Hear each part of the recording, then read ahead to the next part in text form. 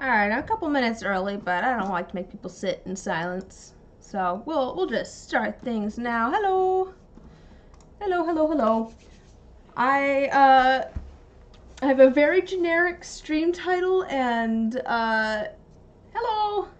I have a very generic stream title and thumbnail because I'll be honest, I kind of decided what I wanted to do after I made those yesterday. And I didn't feel like making another thumbnail. But we are going to do some resin dice experiments. That is the plan. That is the plan. But I had some thoughts on like what sort of experiments we might do. So that's where we're at. I've got some supplies that I just haven't really used either a lot or at all. I was thinking maybe we could decide on a couple of these to try out. I also went and pulled out my Vampire the Masquerade molds. I haven't really used them much. I literally just did like a commission with them, and then I haven't made any more sets.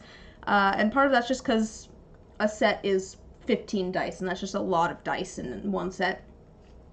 What I was debating on the Vampire the Masquerade dice, maybe you guys can help me decide if I want to do this or not, because there's kind of two directions I'm debating going. The first is that we do all of the black dice the same and all of the red dice the same. So there's 5 red dice and there's 10 black dice in a set. So we could do it where all of the red dice are the same, all of the black dice are the same. We kind of tried to match the styles of the two to each other. My other thought is, what if we decided on some like materials and colors, and we tried to do each die different, but with the same like materials and colors. Not necessarily all of them or whatever, but I'm just thinking it could be cool to do like a set where every die is different. We just try a bunch of different like resin styles and things and different techniques. You know, do a dirty pour and a mica drop and a Petri and a liquid core and all of those different things. I had a random piece of scratch paper that's been sitting on this table for a while, if you can't tell by the number of resin stains on it. I'm thinking if we do go that direction, I'm probably going to want to write things down so we can keep track. But I'm not... Yeah, I think the variation thing could be cool, make for a really interesting set. I'm just debating how long it's going to take us to actually set up for it. I think if we do decide to do every die different here, maybe we should put off the different materials for maybe a stream like next week or something. We could try out all the new materials. To be fair, I also have most of my D20 molds at the moment. They are being used for making some Patreon D20s. I'm going to work on those on my own later, but so I don't have most of my D20 molds. I have some of them. All of my ones that have the highest number at the top are over here. So I don't know that we'd make some full sets this week of just the regular dice anyways. Should we try and do the variation? I think the variation thing sounds fun. So maybe we put this stuff off. Maybe I set this stuff to the side and we try some new materials. I think I'm going to be streaming again next week. Pretty sure I am. But maybe we could try new materials next week. That could be kind of like our thing. This week, let's maybe do some Vampire the Masquerade dice and try and do all of them different. I think that sounds fun. I'm excited about that idea. Just a second. Alright, I'm just going to set those over here, out of the way. Show the materials first like it's teased. Okay, I'll show you what I got. I'll be honest, I just pulled out some different things that either I haven't used much or I haven't used at all. I got these little bits of, I think they're rubber, and I don't know, pretty sure they're rubber. I don't know how they do in the resin. I don't know if they would like stick in it or not. Because sometimes plastic doesn't really stick to resin, which is strange because resin is plastic, but sometimes it doesn't actually adhere all that well. But I got these little bits of rubber. I went to, was it Portland? I think it was in Portland. There was like an art shop that had a bunch of like, it looked like my I have a room here in my basement that I'm slowly sorting through things. It's just random junk that I have. Like, it's just, you know, they just have things of buttons and like little pieces of fabric, and there was a thing of rubber bits. It was in a bag. I put it into a jar. I got some random, like, I got a whole thing of tiny screws. It was just all sorts of cool random stuff. But that's where I got these from. And I want to try putting them in resin at some point. So I got those. I got these little polymer clay cane playing card pieces. I think they were actually on sale, but I got these, I think, for my birthday. Yeah, I have so much stuff that I've kept because it might be useful at some point. I'll show you guys my storage room. There's stuff all over the floor because I've been slowly sorting things. So there's those. And then also I think it was also for my birthday, I got these little, like, butterfly pieces. I don't know how well these will work, but I think it'd be fun to try them, see what happens. Could make a cool D20 or something. Oh, it doesn't want to focus. Ugh, it's really not focusing.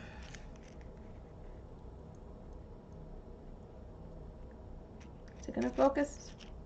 It's not gonna focus. There we go. So yeah, little like butterflies. They're kind of see-through, so I don't know how well they'll do in the resin. I realized in my dice materials video, the one on inclusions, that I have a ton of like sequins, and I just haven't really used them in resin. So I was thinking maybe we could try using some sequins in resin just to see how it goes, since I haven't really tried that. So I went and grabbed blue ones. I have a bunch of these. We could do a different color as well, but I just have a ton of random sequins. In that same vein, I found these just sitting over there as well. It's more sequins, and like some of them could maybe be classified as glitter because they're really small, but it's all like different like flower and leaf shaped pieces. It'll focus. There we go. Flower and leaf shaped pieces. I got these little like half cabochon, kind of, it's supposed to be like little half pearls type thing. Let me open it up. Some of those are gonna be mixed up now. But I got these to try out. I don't know how they'll look or how I want to use them necessarily, but figured we could put these in some resin. I mean, it's just, these are plastic, so should work fine. I'm just getting these out of the way. Ooh, could use them as planets. That'd be pretty cool. I was thinking about gluing some of them together. We could definitely do that. It'd be pretty easy to do with even just some Elmer's glue. We could do that pretty easy. I like that idea. So yeah, might use those. I have just like random piece of fabric that's been sitting over there. I was like, oh, that might be interesting. I also grabbed some like pastel colored lace. I've got a bunch of other pieces of lace too. Hi, Cobra. I've got just a bunch of random things of lace. I can't remember where I got these. It was super cheap though. But I've got a bunch of lace and ribbon, and I think it could be fun to do something with those. So that's what I have sitting here that I'm thinking maybe we will work with next week. But this week, now that I have an idea that I'm excited about, so we're going with it. Let me set these off to the side. Ah! Now you've been appropriately teased for next week. You can get an idea of what we're going to work with.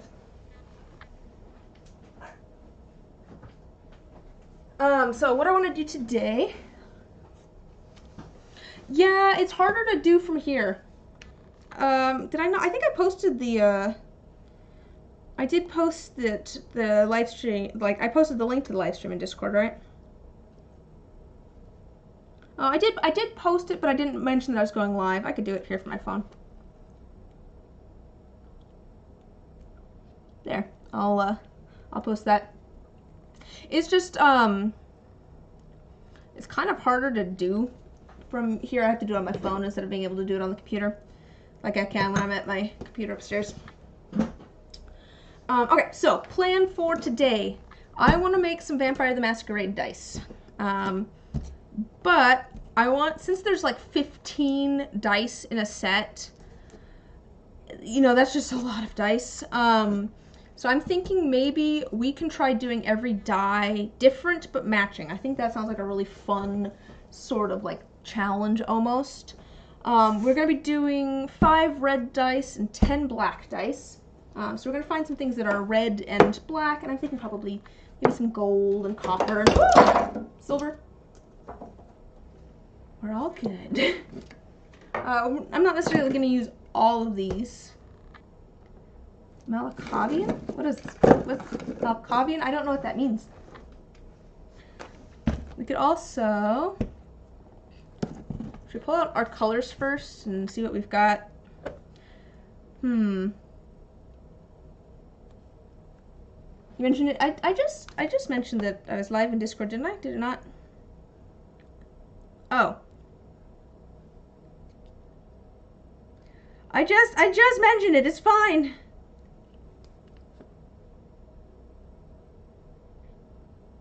Okay. All right. We're good. We're good. Everyone should know now. Should we? Basically, insane vampires who manifest their insanity in many different ways. Ooh, yeah. I mean, that seems fitting for the Vampire the Masquerade dice. I'm just debating whether I want to start pulling out materials first, or if we want to like look at all of our like color options first. I'm thinking it might be easier to look through our color options first while we have space on the table. I'm probably going to pull out a bunch of things and then we're going to narrow it down. That's my guess. So let's see what we've got. Let's see what we've got here. I think I want to go for the classic, like, you know, red and black. But I'll probably also throw like white in there, maybe for the red dice, because I want to make them stand out. And I think I could probably put some red in the black dice. I just want them to also have like a darker color in them.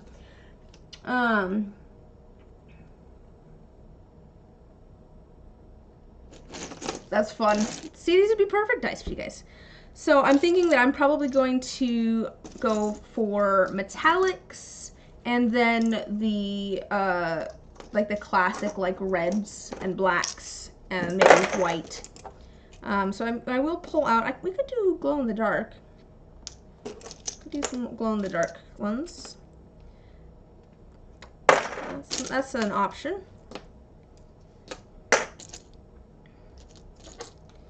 But let's pull out some.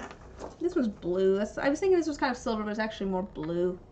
I'll leave it over there though. It's kind of close.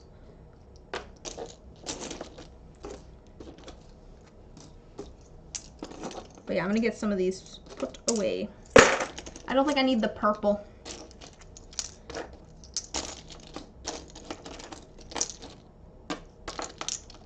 Although it could be cool to do neon nightclub vibe. That would be cool. That's true. It would be cool to do like neon nightclub vibe colors.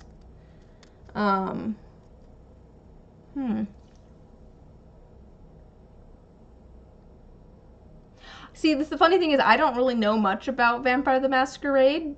Like, I just knew that the dice looked cool and my logo would kind of match with them. I have very, very good reasons here for making a Vampire the Masquerade dice. Oh, okay. Here's the question: do we want to go classic, like black and white and red, and like those sort of, and maybe some metallics? Do we want to go that direction, or do we want to go more like really bright colors? I'm thinking for this set I might just go the classic colors. I like the idea of the neon nightclub kind of vibe colors. I think that would be easier for me if I was doing the same design on all of the red dice and like or all of the black dice. Because the plan for this is to find some like a limited color palette and materials and try to do every die different. And I think that's going to be easier if I limit the color palette to just red and neutral tones. You know what I mean? I think it's going to be easier for me that way. I know that this isn't really like red neutral. It's kind of red neutral tone. I'll set it over here. We can decide later. We can decide later. That's not quite the right red, but it's more pink. I'm gonna get rid of the pinks. I want like true red colors. Could do glow in the dark.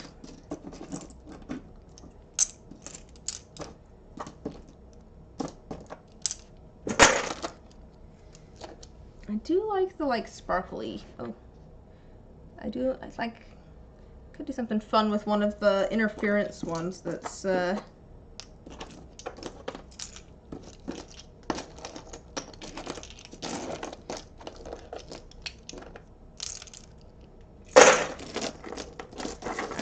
get some of these out of the way. That kind of looks more orange. Oh, this one looks like a fun option. Yeah, I kind of like the idea of having a multi-chrome flake in there that I could mess around with. That's more orange, but I'll throw it over there. Just a second here, let me test something. What color does this turn? You need to do it's.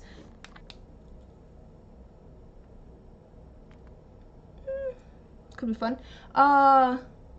Yeah, I think that flake could be really pretty with the right stuff. I need to get, I think my flashlight's kind of dying a little bit, but it's still working. That's more pink, I think, right? Yeah, that's more pink. We'll put the photochromic in there. I will say that this has been a lot easier because I started from the beginning, for the most part. It would definitely be a lot of work to do this retroactively. So I don't blame you if you're already in the swing of things. I don't blame you for putting off trying to make the test chip pieces, because yeah, it'd be a bit of work.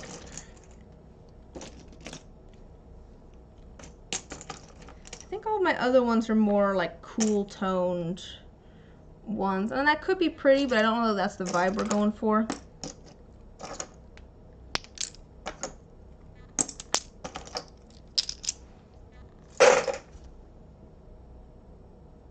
Yeah, you've pots that you've owned a couple of years that you've never opened. Yeah, fair. I've got probably multiple colors that I've just haven't really used. I've made samples, I think, of pretty much everything, but what's going on with my YouTube? Oh.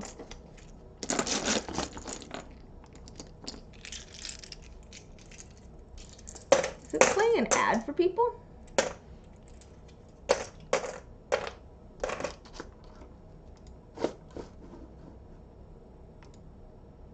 Oh, does it play ads in the middle? Maybe I set this up wrong. Weird. I just got like an ad. Sorry, I have my own stream open.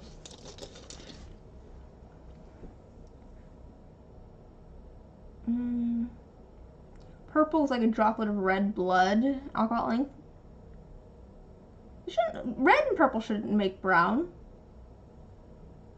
The cool tone might work in the blacks, the contrast to the reds. Oh, with the cool, yeah, with the sparkles. True, true. Yeah, I did play an ad at the beginning. I think so. I think I've made a mistake with this. I think I can change that.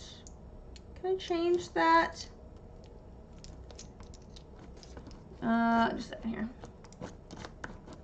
I wonder if, so I did set it so that it was, the video was monetized. I wonder if I can undo that while it's live. Oh, it's so hard from this computer.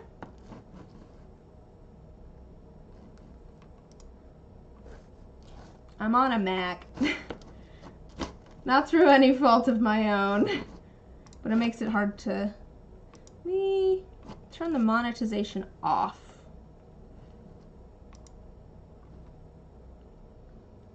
I wonder if that will make it so that it doesn't play ads during the live stream. We'll see. If you get an ad, let me know, because now I want to know if that will make it so that there's not ads. No idea, you're not monetized and don't know how to go live. Fair, fair. I'll be honest, I just hit the little button on there that was just like, you kind of have to, yes, for sure.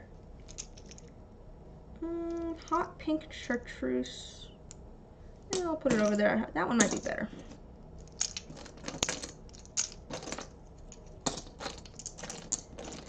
You have to, like, for some reason on the live streams, for some reason they're automatically turned to be, like, not monetized, and so I just went and was like, oh yeah, I'll switch that over, but I don't know if that's making it so that there's ads at the beginning, which I really don't want ads during the streams. I just want to make sure that the actual videos themselves afterwards are monetized. So maybe I'll just set them to not monetize. It's not like I'm making a bunch off of this anyways, but maybe I'll just set them to not monetized, and then I'll worry about it like after the stream. You know what I mean? As soon as the stream ends, I'll go switch it over or something. I don't like, that's one of the reasons I'm not, I used to stream on Twitch, but I've moved over here. And one of the reasons that I prefer YouTube to Twitch, even though there's pros and cons, I've talked about before, pros and cons with like stream delay and stuff.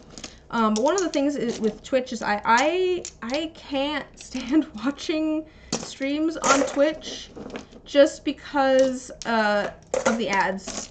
Like, there's so many ads, and it feels like you miss things because, you know, there's ads in like the middle of people talking and stuff. It just, I don't know. So I'm trying to avoid that on YouTube if I can. I was thinking that switch just made it so, hello Omar. I was figuring that switch just made it so that, oh, that's the same one. The video would be monetized afterwards, but it could be doing the whole ads during the middle thing, which I don't want. I do want to do like a stream at some point, or like a series of streams where I need people to actually show up. I don't know what I would do in the streams, but I want to mess around with some different settings and see what works the best. Because I don't like this blue one. I'm gonna put that over there. There's different like options, sort of. Like, I could set it up so that there's like less stream delay, but I think that also makes it so that the video quality is not as good. I'm in the middle thing at the moment. I could make it so that the video quality is better, but the stream delay would be worse. I could also make it so that the video quality would be worse and the stream delay would be better. That is one of the things that Twitch has over YouTube, is that there's a lot less stream delay on Twitch. There's a long stream delay on YouTube. I think that's all the colors. Put that one up there. So if you are just joining, I will explain what my plan is. I've decided to make a set of Vampire the Masquerade dice. So that's 15 dice. There's 10 black ones and 5 red ones. I kind of want to try making every die different. So I'm going to pull out a bunch of like different supplies and stuff, and we're going to figure out some colors and materials, and then we'll narrow it down a little bit to, you know, not 50. But we'll narrow it down a bit, and then we're going to write down a few ideas for different designs that we might do. I went and pulled out my reds and my neutral tones because I'm thinking that's going to be kind of, I think that we want to stick in that color palette. Someone else did, who was it? I think, was it C-Chi? Yeah, it suggested like nightclub colors, and I do like that idea, and I'm probably going to steal that for maybe a set in the future, but I think with the trying to do every die different, a limited color palette will make it easier. So let's figure out, I think, what inks and stuff we want. I'm going to narrow it down a bit. I really like this color, but actually you can even kind of see on camera too. It's a little bit more orange. Vampire the Masquerade dice. Vampire the Masquerade dice. I do really like this color, but it feels a little bit more orange. I don't know. So it might, yeah, I don't know if it'd feel actual red. This one's a good red. This one's a good red. I think that's a good red.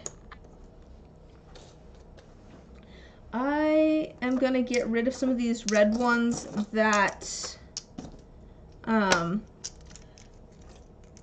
keep it. Which one did I just toss in there? Oh, you like the red ones, the orange too? Okay, I'll put it in our options. I'll put it in our options. I am gonna toss back in these red ones that are dyes and not inks. If we're working with limited, like, if we're trying to do a bunch of different designs, it's gonna be easier to do a bunch of different designs with an alcohol ink as opposed to a dye. And these are all alcohol inks, and this is a mica powder. Oh, you can't even see that. Those are like bright reds. I do have some like darker, sort of like wine colored reds. Oh yeah, no, I think it's a good blood color, but I don't know if I'm going for realistic blood or if I'm going for cartoon blood. That was why I was thinking it might be a little bit too orange. But yes, I agree that that's actually a better blood color. But yeah, I have some like these kind of like, I don't know if I want any of these. Again, we're trying to kind of narrow things down a bit. But I've got, I'm gonna move these up so you can still see them. Need a blood donor. I'm good. I have actually tried putting blood in resin before. Back before I ever did dice and had the pressure pot and stuff. I can't remember why. I think I cut my hand or something. And I was just like, ooh, let's see if we can do something with that. Yeah, I don't know. I bleed enough. I don't get injured that often. But yeah, I have a lot of these darker red colors. That was kind of a, those are all kind of in that same thing.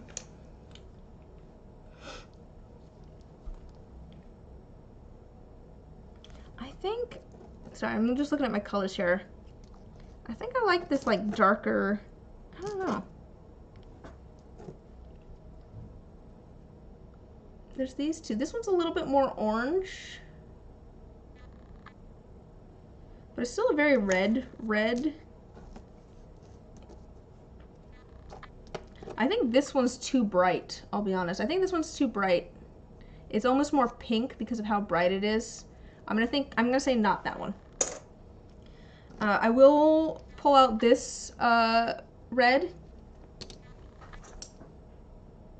If you're mixing the true reds with the golds and neutrals, you might get the darker reds from the mix. Maybe keep the two darkest.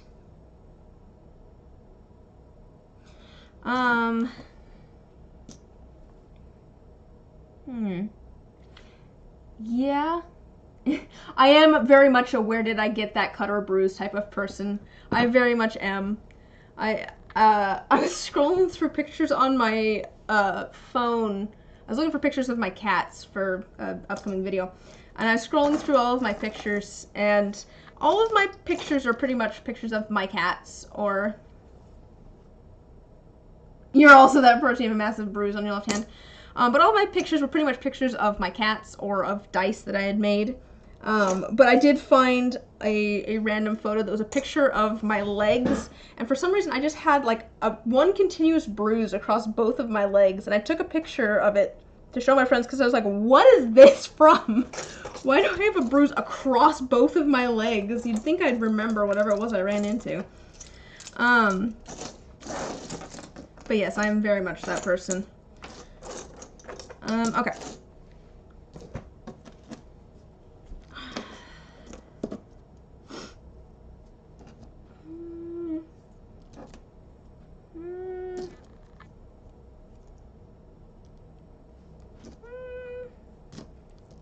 I'm thinking maybe one of these, or that one, or this one. I'm gonna throw these. These are a little bit more pink.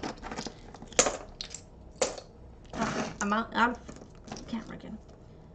These are a little bit more, this is more of like a dark coppery color. I think maybe we'll get some of the like coppery color, like you were saying, from the mix of like gold and copper and the actual red. So I'm gonna actually get rid of those. I kind of like this wine red color. These look very similar to me. Those look almost identical to me. I'll keep these as possibilities. We'll put this guy over here too. Those guys are all possibilities. I do have, this one's like brown.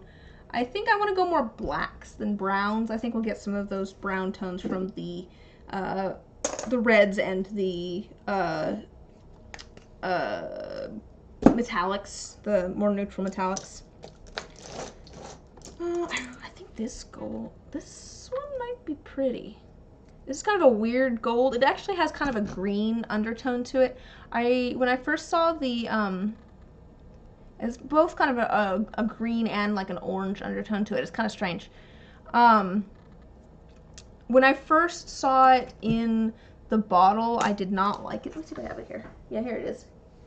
It looks so green in here. Look at how, oh, the camera's trying to correct it a little bit, but look how green it looks in there. It looks so green. And I was just like, that's kind of a weird Kermity color. And then, yeah, you can kind of see the difference there.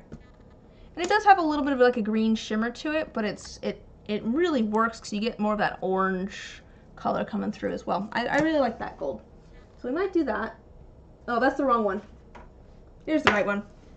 Even then, it's that's the wrong one. This is the right one, but see, it's still like, it has more of that green tone to it. Hello, Kermit T Dice here, yeah. Maybe it doesn't show up on camera quite as much, but it's very kind of greenish.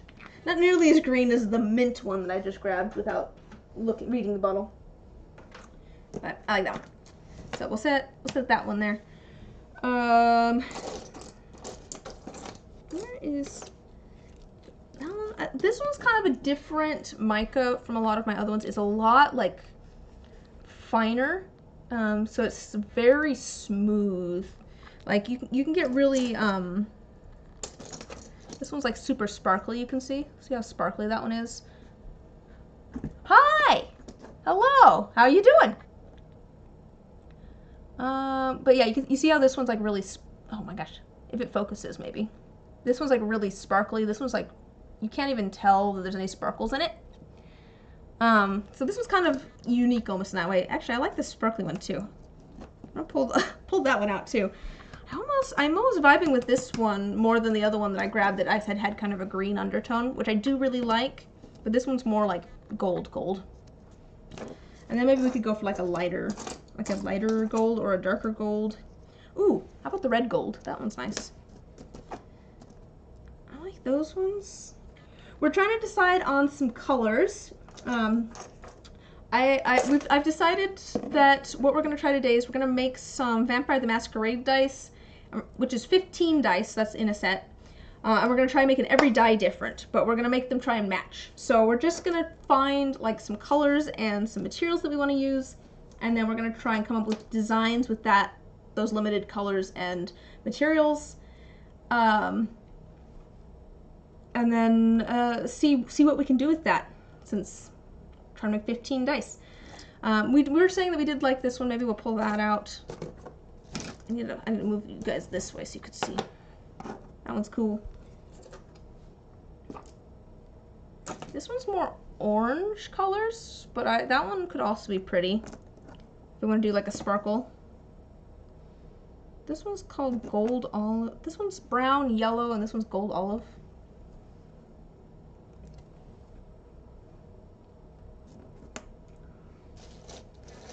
Yeah. I like that orange one. I think the orange one matches. It has more of the red and the gold colors in there. I do like that one too.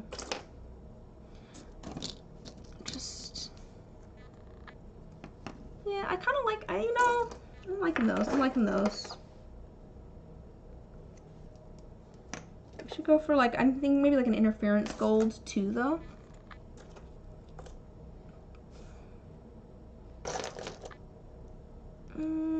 don't really have that one. Maybe like one of those too.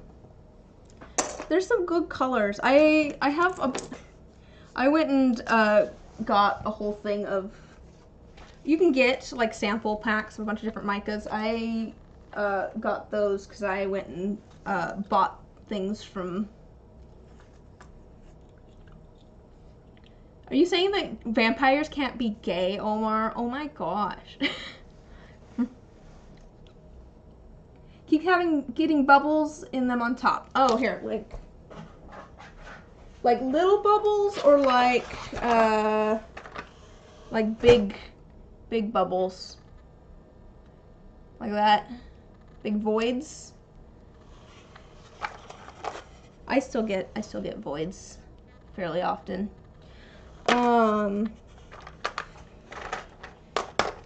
The small ones, yeah, when in doubt use fire on the small ones. The small ones I would, well, on all of them I'd make sure that you give time for the bubbles to escape before putting the lids on. And also maybe try and pop any surface bubbles. That's why a lot of people use fire or a heat source. I use rubbing alcohol to break the surface tension on it. We were discussing this in the Discord, I think, at one point. I do have a Discord too, which should be in the description if you want to join. But I think we were talking about it, and we were thinking that part of the problem what was happening with the voids and like the corners was that we weren't putting the lids on evenly, so you'd end up with it kind of like, you know, your resin's really thick and you kind of like squish it on like this and then this. You'd end up with it kind of up at one end. Ah, posted some dice. All right, well, here, I gotta go over to my, where did you post? Oh, in general? Ooh, pretty. I like the colors you chose. You can post stuff like that in the art channel. That's where we usually post that sort of stuff, but yeah, I like the colors you chose. Also, yes, welcome. That's pretty good one too. Tried a lot of different techniques. Yeah, there's so many different like variables that it's so hard to, you know, it would take some troubleshooting probably just to figure out, you know, what's going wrong. But you said it's a mix of small bubbles and big bubbles? Do you have a pressure pot? Or are you not using a pressure pot? Okay, here, I don't know why I have all of these white ones out. I'm just going to be using this. Vacuum chamber. Oh, that's a different thing. Are you using cat molds like this? Are you using cat molds like this? Okay. Okay, so vacuum chamber and pressure pot are two different things. The vacuum chamber will, oh, okay. Are you using one with sprues now? Because that might work better for you if you don't have a pressure pot. Because, yeah, the vacuum chamber will get some of the will get the bubbles out of the resin. Yeah, yeah. So, what a vacuum chamber does is it takes the air out of it pulls it out, right? Because it's pulling air out of the chamber, it's pulling the air out of the resin. And that's why it bubbles up, is because it's all those air bubbles coming to the surface and stuff. And so that's great for getting air out of your resin. Oh, dude, I started with pre-made molds. Don't worry about it. I might still have some of them. I got the cheap Amazon molds. I still have some of the dice I made with them. Back before I had a pressure pot, too. Whereas a pressure pot will take all of the bubbles that are in your resin and squish them down so small that you can't see them. The problem with, yeah, exactly. No shame in that. As long as you're not planning on, like, selling them, you know, you're all good. There's some legal reasons not to sell them out of the pre-made ones, but, the pressure pot, like I said, takes the air bubbles and squishes them down super, super small. The problem with using the the cap molds when you don't have the pressure pot is that there's nowhere for air to escape. So with, the vacuum chamber, you're pulling air out. With the pressure pot, you're just squishing the bubbles down really small so they don't need to escape. But if you're not using the pressure pot, those air bubbles, they don't have anywhere to go. So that was probably part of the reason you're ending up with a bunch of air bubbles at the top. Let me see. Yeah, exactly. Yeah, pressure pot, the bubbles technically stay in the molds, so they don't need to try and escape. They're just getting squished down really, really small. Let me show you some of my stuff before I add the pressure pot. I'll show you the difference here. And these are from those old sheep molds. So yeah, this was what mine looked like before the pressure pot. I'll show you. That's what my dice looked like before I got the pressure pot. You can see I have lots of bubbles on there. And then, after the pressure pot, again, cheap molds. So much clearer. And there's still occasionally bubbles and stuff.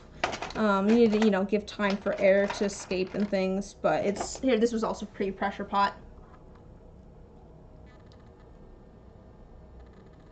There we go. Yeah, see, that's pre-pressure pot right there. Let's see.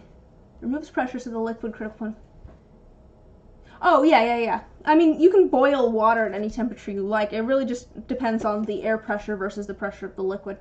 I also started with the Amazon wish to set our molds. You lasted 2 weeks before you upgraded. Yeah, I didn't last super long. I did it for a little bit, but obviously I got the pressure pot before I got my molds. Yeah, exactly. I think they're a great way to see if you actually want to make dice. Here, actually. I think I still have some of them over here. Or did I have some of them? Oh, here we go. There's the cheap molds I started with. Some of them.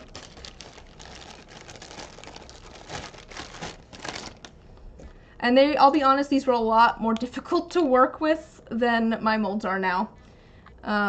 These were not nearly as easy to work with as my current molds that I've made myself. But yeah, this is what I started with. I started with just a set that I got on Amazon. Also handy for if you want to practice something and don't want to use your good molds. The lids are terrible. Yeah. See, I have a slightly different what's the word I'm looking for? Motto, I guess, mantra than you do, Cobra. I think everything's experiment. Might as well pour them into your regular molds in case they turn out really good.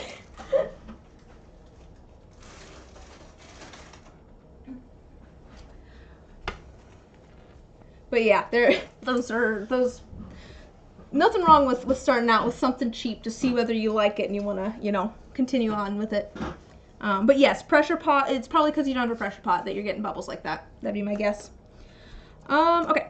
Oh no, I've bunked all my stuff. Do we want... You only use the cheap molds for extra resin now? Fair. You have those? Hey! Like we were saying, no harm in trying them out that way, but they are harder to use than the nicer molds. I don't know if do we need a copper, I don't know that we need a copper mica. I think we'll probably use like a copper foil and maybe some copper glitter. I don't think we need a mica. This can go in there.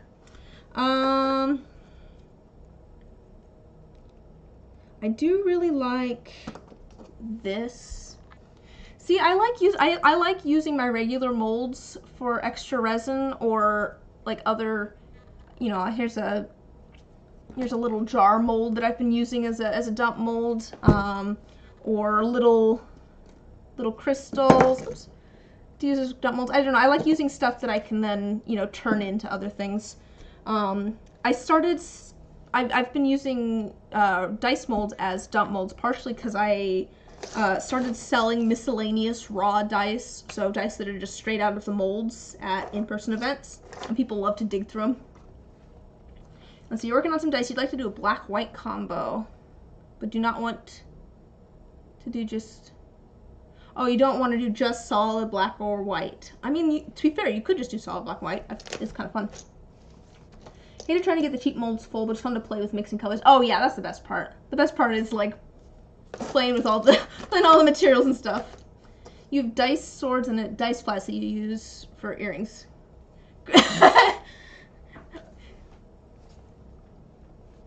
Just posted your first attempt on the Discord. Arts and crafts. I've gotta... Why did it not...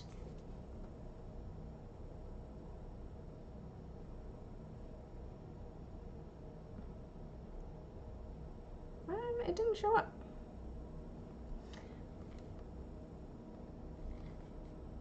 Use the same cup holder mold as your demo. I know, wait, I don't see it. Why is it not showing up?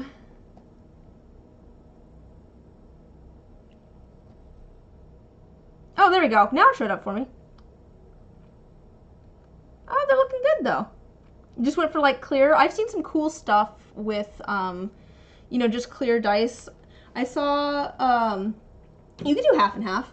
I mean, you could do like different glitters or something. You could do like black glitter in the white side and then white glitter in the black side or something like that too. But yeah, no, I've seen some cool stuff done with just clear dice where people like did like one layer of ink and like rainbow and then did a layer of white over that so you could only see like the rainbow on the inside of the die and like stuff like that. I think that stuff's really fun. That could be an option. These are all pink. I'm gonna get rid of the pink here. I'm gonna get rid of the brown like I was saying. I do really like this sparkly black. Need to somehow combo red, gold, white, and black for project. That's kind of what we're doing, red, gold, white, and black. That's kind of what we're planning to work with here. I think that's kind of our plan.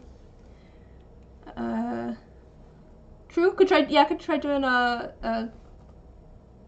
let's see, D20 is a raised face on the 1 and void in the D8. Yeah, but I mean, if it's your first set of dice, that's great. I was literally just showing, I just pulled out my box of fails, and this is not even all of my fails. I sold a bunch of them at one point for an art project someone was doing. This is all dice fails. These are things that had voids and like super thick flashing. Here's my favorite. Here's my favorite fail. Do you like my half of a D20? I think this is my favorite fail was the spiky D20 of death. That was pretty early on one where I accidentally well, not accidentally, I had all of my molds in like one thing. Like I had I don't know if I still have one somewhere. Basically I had like a whole set. One of those molds. Let me see if I have one right here. Do I have one? Yes. This is one of my original molds. I did my first ones where I had a full set of dice all in one thing together. And I was doing a set where the person wanted like all of these dice to be one thing and then the D20 to be half one thing. And sure, that's fine. I'm happy to sell those. Yeah, feel free to send them my way. But they wanted all of these to be one thing and then the D20 to be half one thing and half another. So I literally only filled up the D20 half and I filled all the other ones completely. And so when I put the lid on and I put it in the pressure pot, it formed a seal. And so it tried to take all of the air that was in that D20 and squish it down really small. So it went and pulled everything towards that D20. The other dice that were in there were completely misshapen too. I think I have some of them as well. Yeah, exactly. Exact same thing. Left one empty. Here you can see on the D6, see how long it is? See that like extra bit? Yeah, it all got like pulled towards the center.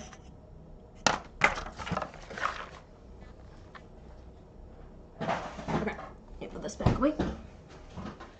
And so that was actually part of the reason I moved away from those molds where everything is all in one, is because I like doing sets like we're about to do where every die is different, and that's easier when you have just individual molds. Also, I like using my mold, like my dice molds, like I was saying before, as dump molds, and that makes it easier for that. Get rid of these kind of blue ones. Let's see, you're making a sunflower, and see, I've leftover brown resin. You got a pennant mold set. Ooh, yeah, coffee and cream. I've done coffee and cream dice before. That could be kind of fun. Yeah. Why not? Okay, I'm gonna get rid of these ones.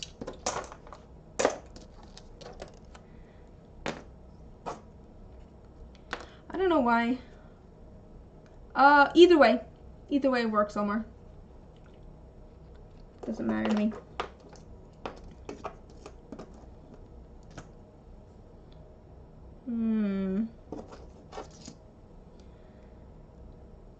I think, where's the...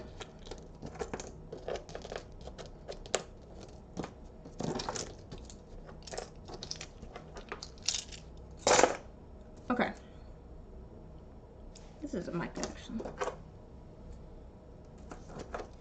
I'm just gonna put those away. Let's decide between these. So we've got 3 different red ink colors. I think probably we should maybe like get it down to 1.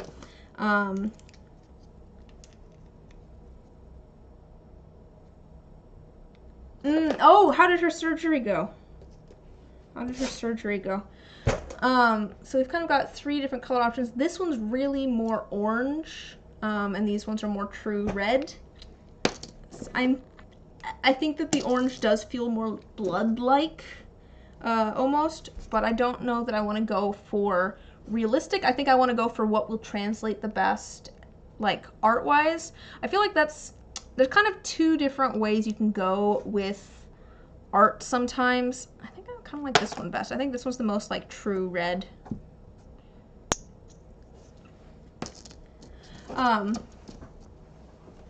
Yeah, I think this one's the darkest, maybe. I think I'm gonna go for that one. I feel like there's kind of 2 different ways you can go with art, depending on what you're trying to do. I feel like sometimes you've got to stop thinking about what something looks like. That sounds weird. So if I'm doing like a still life, if I'm painting, say, an apple, I need to not paint an apple. I need to look at the still life, and I need to paint the colors and shapes that are there. Yes, these are color samples. I've made little chips of all of my different, all of the different micas and inks and everything that I have, so that I can look through them. It's easier. She's currently in recovery. Surgery went well, that it took longer than expected due to a lot of scarring. Oh, that makes sense from the radiation treatments. She'll be home on Tuesday, hopefully. Okay, I hope she gets, she recovers quickly so she can come home on Tuesday. That'd be good. Yeah, I made swatches of all my colors. I call them my paint chips. But yeah, say I'm painting an apple. I need to, like, switch off the part of my brain that says this is an apple, and I need to just paint, like, the colors and shapes that I see. And when I paint the colors and shapes that I see, that will turn into an apple eventually. On the other hand, if you were trying to, like, shorthand something, sometimes I've found that it's better to go with how you imagine something as opposed to how something actually is. Let me think of an example. So, like, I like doing dice that are based on things, for example. And it's very easy to get bogged down in, like, the details of things. Sometimes you just have to, like, not look at it and be like, okay, what do I associate with this thing? So if you're trying to draw, like a broom or something, say you're doing Pictionary. Think Pictionary. Sometimes in Pictionary, you need to not actually try to draw photorealistic. That'll take too long. You need to figure out what are, like, the key elements of something and what do people think this item looks like, and you need to draw that instead of what it actually looks like. So if we're going for a blood color, this other one over here might be more accurate, but I think this is what people would think of blood looking like, is the brighter red. So we're gonna go with that. And it's not like it has to be blood colored. We're going for Vampire the Masquerade dice, so we're just going for like red and black, but I think that one's gonna make more sense for that. If we're going with that though, I don't know if I want to go with any of the red micas. You know what I mean?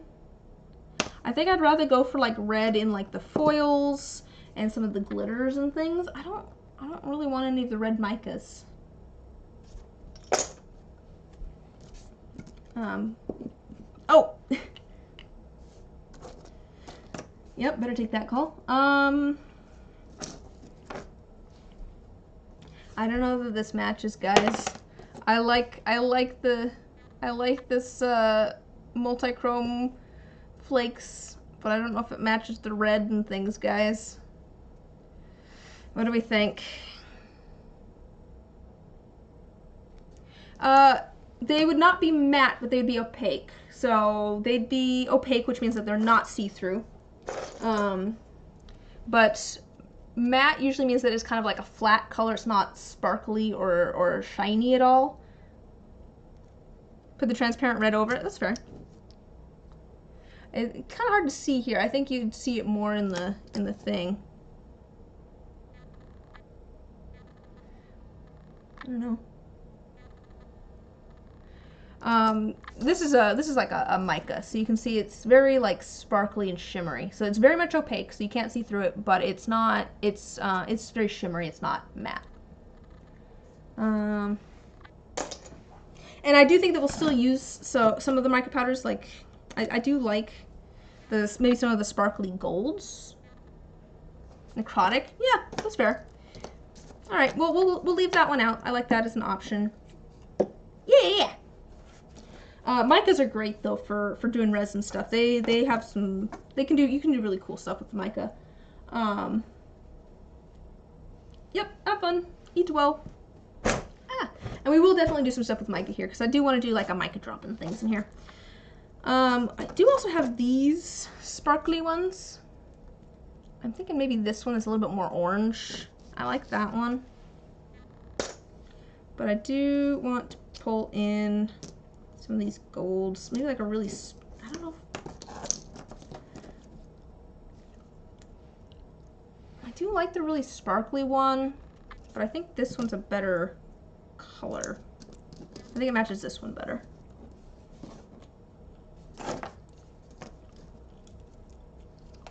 I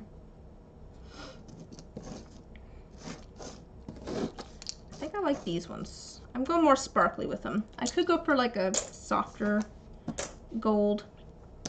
I have like a couple of sparkly like white ones. I have this really sparkly like yellow. Well, it's like a actually that's a little bit more. It's a little bit more green. I don't know. This one maybe goes a little too green.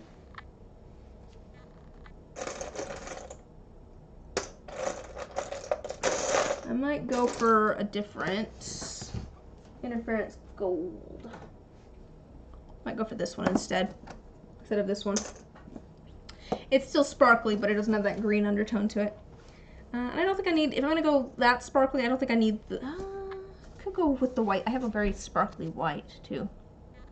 Very large particle size on this mica, so it's very sparkly. It's not just like shimmery, it's like sparkly. Where did that gold go?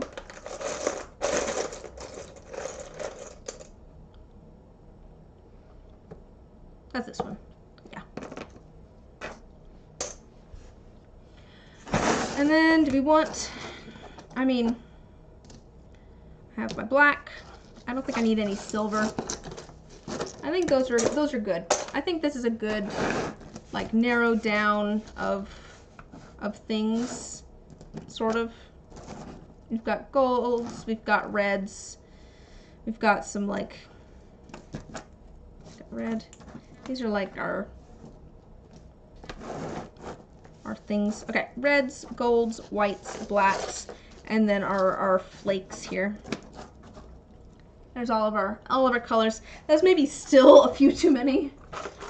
We're trying to like not overdo it. And there's also a bunch of other things we're gonna grab, like I am grabbing white alcohol ink. I'm gonna grab foil. I've grabbed these foils. I was thinking those could be pretty. We grab some glitter here. I've got chunky red glitter that matches that really well. I've got got this like fine glitter that matches really well. I've got, what else have I got? I have like I have glow in the dark red glitter. That could be an option. I think I've got red tinsel over here. Yeah, I do. Got red tinsel. That could be an option. And we can also do black and silver and things too. I have like a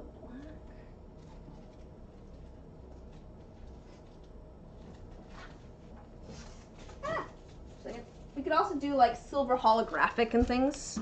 Like I do have like a silver holographic tinsel and foil and things and glitter.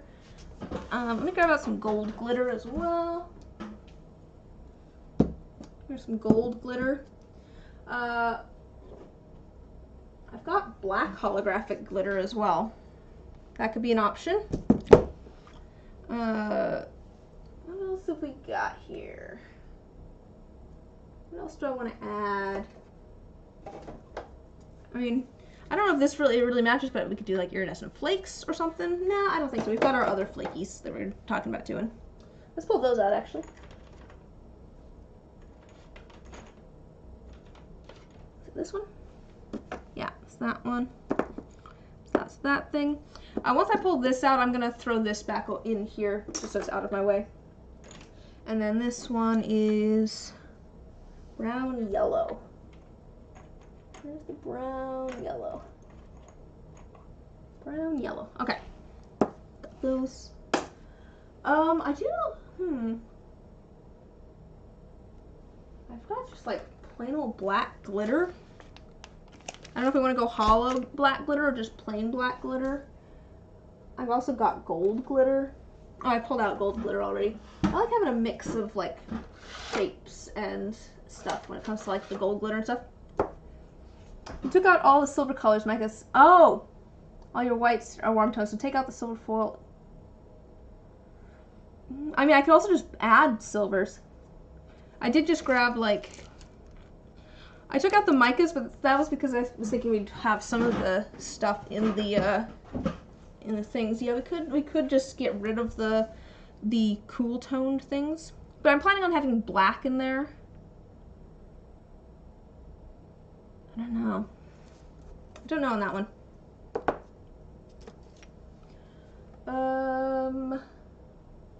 Oh, I have that black foil.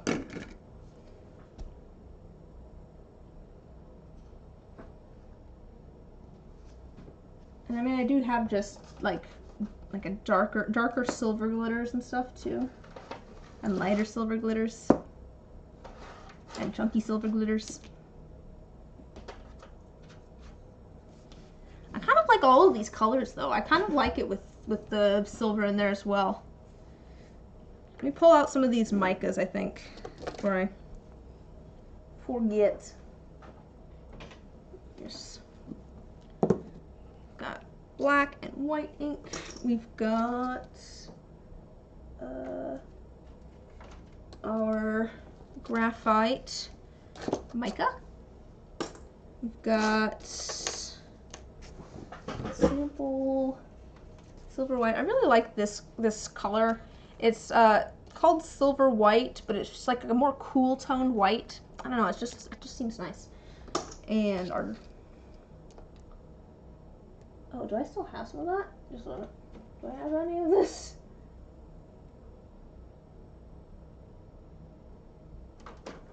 Oh yeah, I do. It's right here. This is our Snowflake Sparkle Mica from a soap company.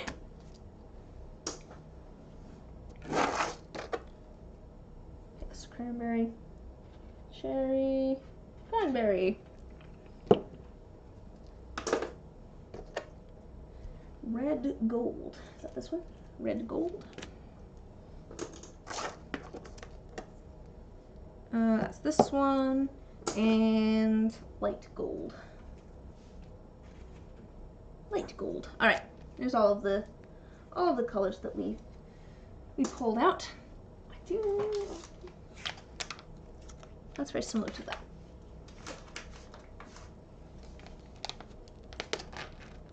Could go with a little bit of that though. Okay. Let me see here.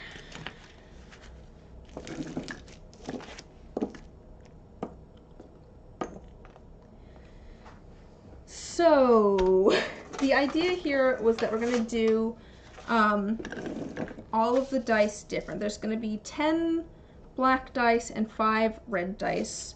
So I'm going to write this down. 1, 2, 3, 4, 5. That's for the red dice. And the black, we've got 1, 2, 3, 4, 5, 6, 7, 8, 9, 10.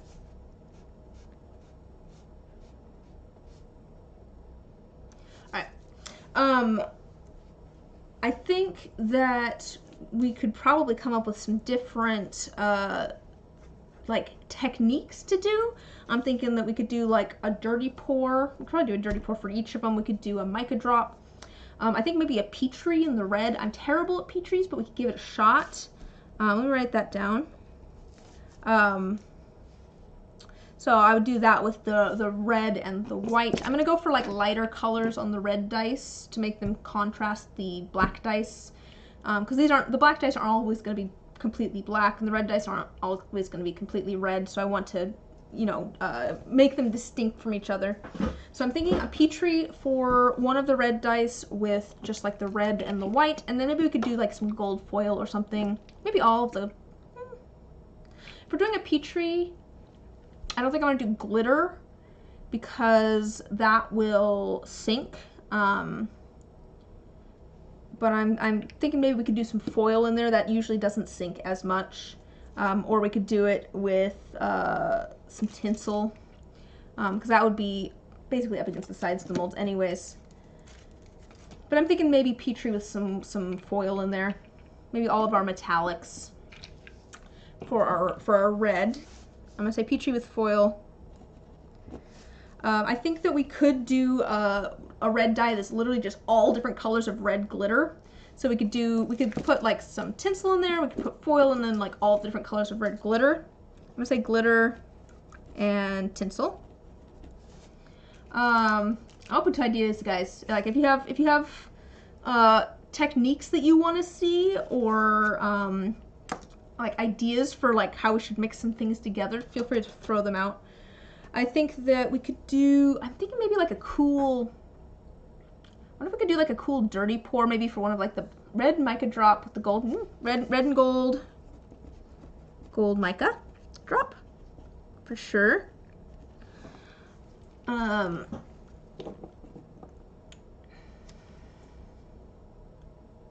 Should we just do like I'm thinking maybe like a dye that has the red ink, and then maybe like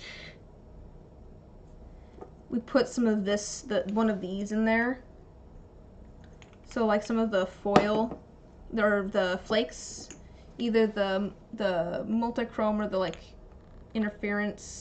iridescent flakes. I'm worried that these aren't gonna tie in too well. We're gonna have to pull some of those somewhere else. But I think that would be kind of nice to just have it be a little bit simple. We could almost do that and maybe some glitter in there. But I'm gonna say multichrome. I know what that means. It'll be literally just red ink and then like this. I think that'll be a nice simple design that'll look pretty with the rest. I think we do need to find some way to tie these into a couple of other things. Do we want both of these, or do we just want one? Is it gonna be, should I just do this one, do you think? Is it too much to try and tie this in as well? I'm starting to think so, because I'm trying to like lean into a very specific color scheme. flake dice. Oh, true. True.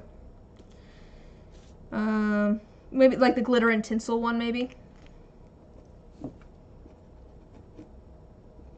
As long as we tie it into a couple, yeah.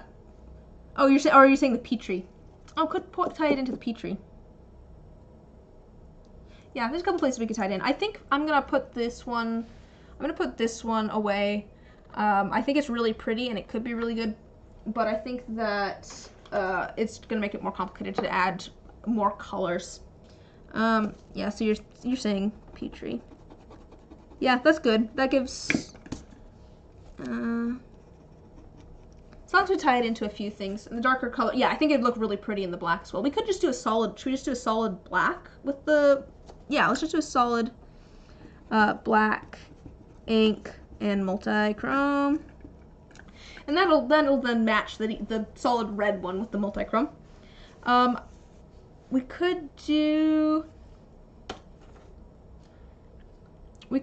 a liquid core dye that's just full of red glitter, although we're doing a red glitter dye, so maybe not. Do I have any other red things that I could throw in that though? I do have red glitter here. Just a second. Oh, there's no red glitter here. No, weird. Surprised me.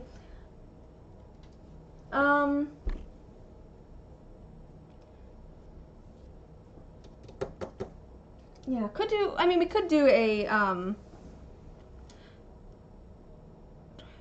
Oh, you know what? Why don't we do a Oh, I have an idea. Let's do a liquid core for one of the black ones. We will do it with a red center with a black mica in it, so it'll look red, and then when you swirl it up, it'll be like really dark and sparkly.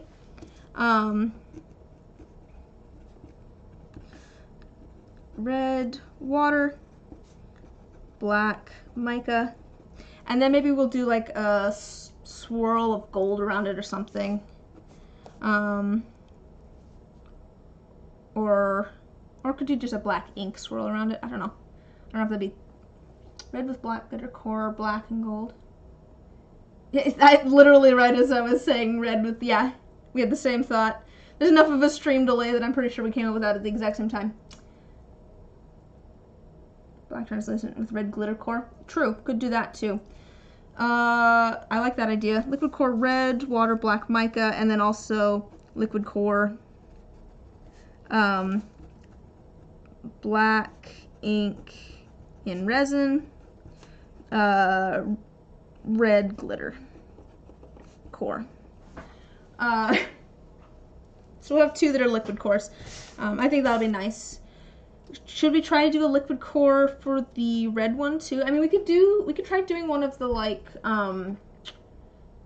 half water that's red and half oil liquid cores for the red. I did those before, and we could get that to match pretty well.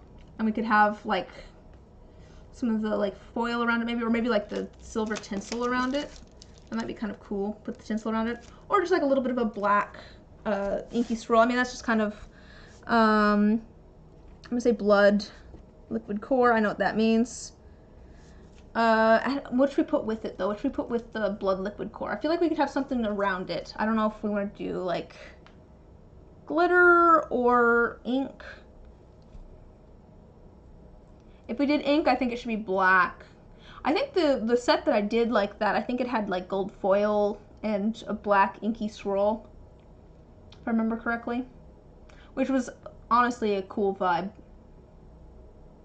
But I don't know what we want to put with it this time.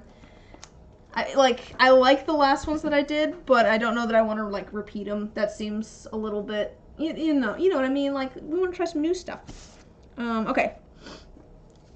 I mean, for the black dice, we could also just do a black glitter dice. Black and gold. Yeah, okay. Black ink. Gold foil.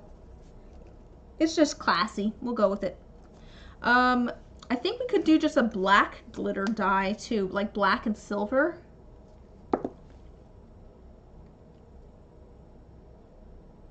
What about just like black and, let's do black and Oh, I do want to do, just a second. I want to do a dirty pour, I think, with black ink, and then, like, one that has, hello, ooh, could do, we're coming up with design ideas now. So for the red, we have these. We're gonna do a Petri with the red and the white, dripping through the dye that's gonna have like some of the metallic foils and then some of the multi-chrome flakes. We're gonna do one that is just full of red glitter and tinsel, because I've got, you know, fun red tinsel, and I've got a bunch of different red shapes and sizes that'll add a lot of texture, just straight up red. We're gonna do a red and gold mica drop. Might do some silver foil in there or something, but that'll be, oh wait, the red, maybe we'll end up doing red foil with the gold mica drop. I decided against the red. Maybe we'll figure that one out when we get there. We're gonna do just one that's just a solid red color with the multi-chrome flakes in it. We're gonna do a liquid core that's gonna be the like half water that's red and then half oil, so it looks kind of like loopy in there. And then we're gonna do a swirl of black ink and gold foil. I've done that before and it looks cool. And then for the black so far, we have just straight up black ink with the multi-chrome. Kind of tie that together. A liquid core that's gonna have red water and this black shimmery mica in it, so you know it looks red, and then you swirl it up and it's all dark and mysterious. And then another liquid core where we're gonna do a black dye that's translucent, so light can shine through it even though it's really dark. And then the liquid core in the center will have like gold glitter in it, not gold, red glitter in it, so that those little bits of red will really pop through. Probably add some of the flakes too if you wanted to. And then I was just saying maybe one that's just black and silver glitters. But I want to do a dirty pour. So that's where you put all of your resin into one cup and then pour it in. That's a bunch of different types of colors and things of resin. So I'm thinking maybe black ink. So like a solid like translucent black, and then one that's like interference gold, because this interference gold will really show up. You know, it looks white now, but with a dark background it'll really look gold. And then, I mean, do we have to have, we don't have to have red in all of these, although we could do like red tinsel if we wanted to in that one. Or how about a little bit of like sparkly red? What if we just did a little bit of this kind of glitter? So we had like 3 different resins. We had the black, we had the shimmery gold, and then we had like the clear with like the sparkly red. Fine red glitter. I think that'd be pretty. But yes, I'm looking for ideas, and you know, I know, isn't this glitter so pretty? It's so, there we go, it's so fine and sparkly. But yeah, I'm looking for ideas and suggestions too. I think doing something with the black foil here would be cool. I was gonna use this probably in just the, you know, black and silver glitter thing, but I do have yeah, I mean, we could try doing black Petri. It always has white ink in it, the Petris do, so it might end up being more gray. Also, I just suck at Petris. We could, I did make some little sphere molds that are, this one is the right size for the same, like, it's the same size as the liquid cores that fit this size. So we could do, you know, something where I pour a little sphere that's like interesting. We put stars or something on it. And I've got little gold and silver star stickers. You know, I've got little like gold and silver star stickers. We could do, actually we could do this on a liquid core too, if we wanted to. Should pull those out as well. But we could also just do like, actually, you know what? I kind of want to try, just a second, let me grab something. I do have some blank molds for these. We could try dusting the inside of these molds with something, either like the multi-chrome or some of the foil, or mix the two. That might be cool. Why don't we do that? So we do a blank.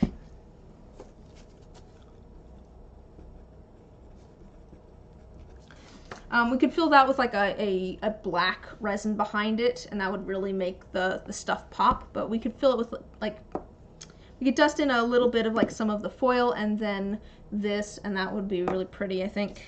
Dusted blank, multi, and foil. I mean, we could try doing that with just glitter too, if we really wanted to, but I might do the red Petrie into a blank mold. I don't know.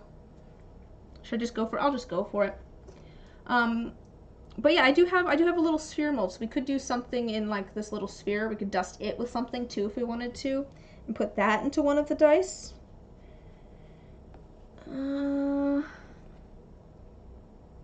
Yeah, black Petrie. How about a black mica drop instead? Because I do have the black mica. I just worry with the doing a black Petrie that because you have to have white in the Petrie because that's what actually pulls everything down. It's gonna end up more gray than anything. How about a black mica drop? We could do that through.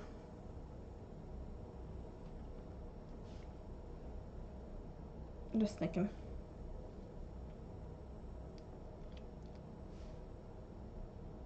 Yeah, exactly. Mica drop won't go gray. That's what I'm thinking. We'll have to figure out. It's gonna need. I think I'm gonna want to pull some red in there. I do have.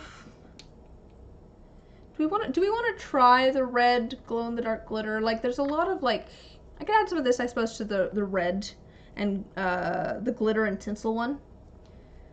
But I don't know if I want the little lighter bits in there. The lighter bits are the parts that actually glow in the dark.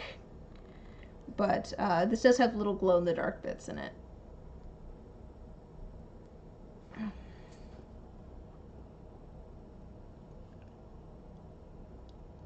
Never likes to focus up close.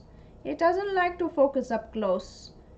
Come on, you can do it. I believe in you, camera. I don't believe in the camera. There we go. I just had to lie to it. So yeah, there's little the lighter bits in there glow in the dark. Could do something with that. I don't know if it matches the. Does it match the vibe? We could also do a black dye that glows in the dark too. So we could do like some of this in like the red foil and glitter dye, and then also do just like some straight up glow in the dark powder in like one of the in the black dye. I might need to scale some. Let me organize some things here. I kind of have like a little bit of everything everywhere. I'll put all my glitter over here. I suppose as long as it all kind of matches, it's fine. I also have this red glitter. Yeah, just do black with some of the glow in the dark glitter, or are you saying like just glow in the dark powder? Because I could do glow in the dark powder too. That's also an option.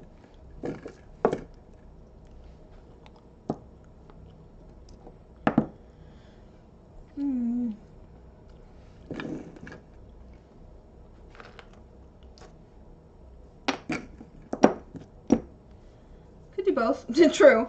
Black mica drop.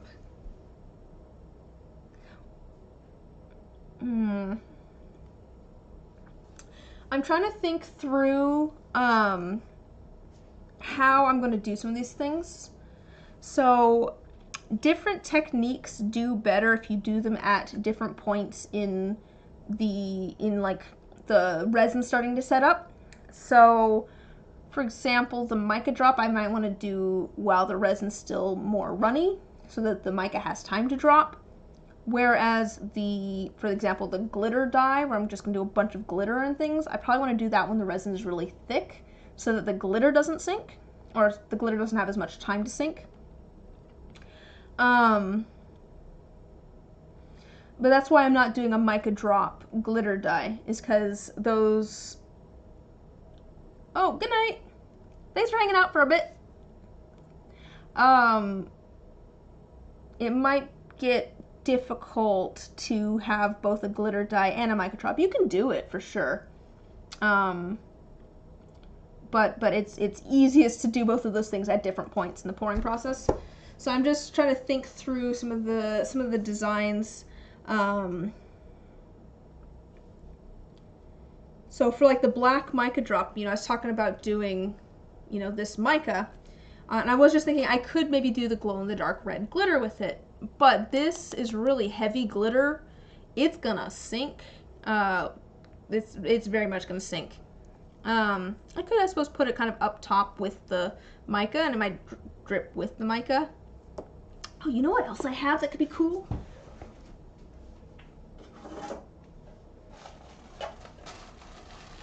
I got black moss.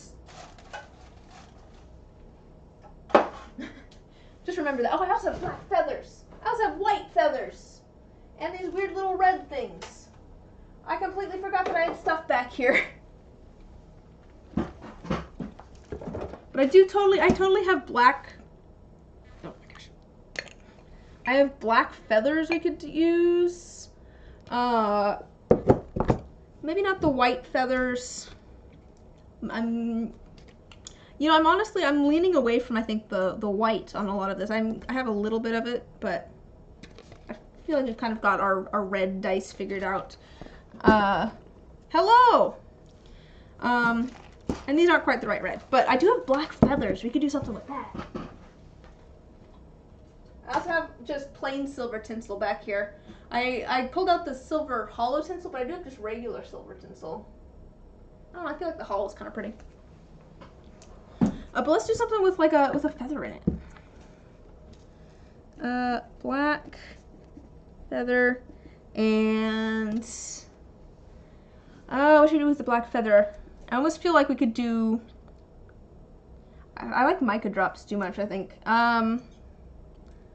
What other techniques are there? I've become complacent in my ways, guys. I know three resin techniques, and that's all I do anymore. I also have, like, I think I have some red flowers we could use too. Swirl? Oh, like maybe like a black feather with like a clear resin and then like a red swirl in the middle. Oh my gosh. Red inky swirl. And that actually does bring me, we could do a black swirl in one of these too. Maybe just like, what if we just did like, just red tinsel and then like a black inky swirl, and let me just put black inky swirl. I don't know what we want to do with the black inky swirl, but we could do something with that.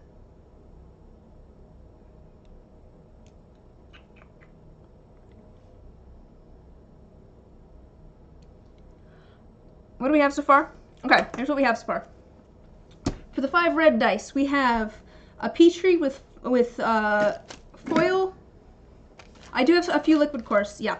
So for red, we have a Petri, so the red and the white, with some of the metallic foil and some of the, where'd it go? Oh, some of the multi-chrome flakes. We've got a red dye that's just going to be full of all of the different red glitters and tinsel that I have.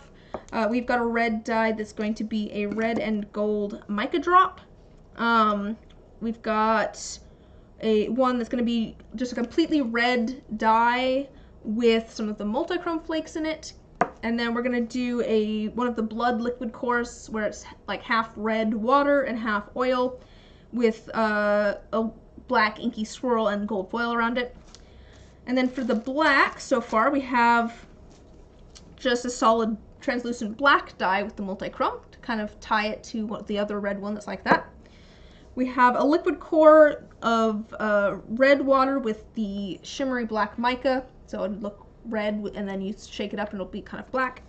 We have a liquid core where the ink of the dye is going to be black, and then on the inside it's going to be full of red glitter.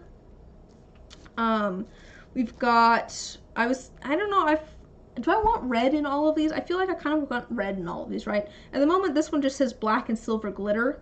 I was just going to do like all of the different, black glitters that I have and the silver, like darker silver glitters that I have. Some foil and things. But I don't know if I want some red in that. I don't know. And then we've got a dirty pour with 3 different resin colors. There would be one that's like a translucent black, one that's going to be an interference gold, and red numbers. Good idea. Good thought. Good thought. I always forget about the numbers, but yes, that's a great way to tie those together.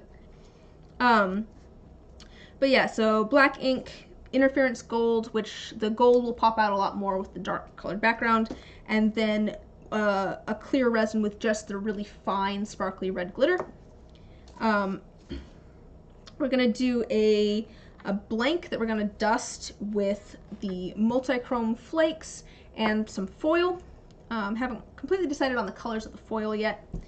We were talking about doing a black mica drop. I don't know what we want to do with that one yet. Oh, I'm losing my voice already.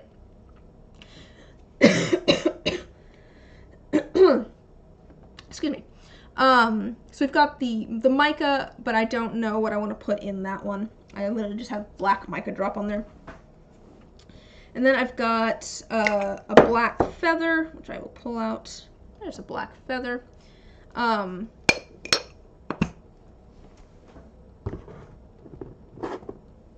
Sorry to bonk you around a little bit. Okay.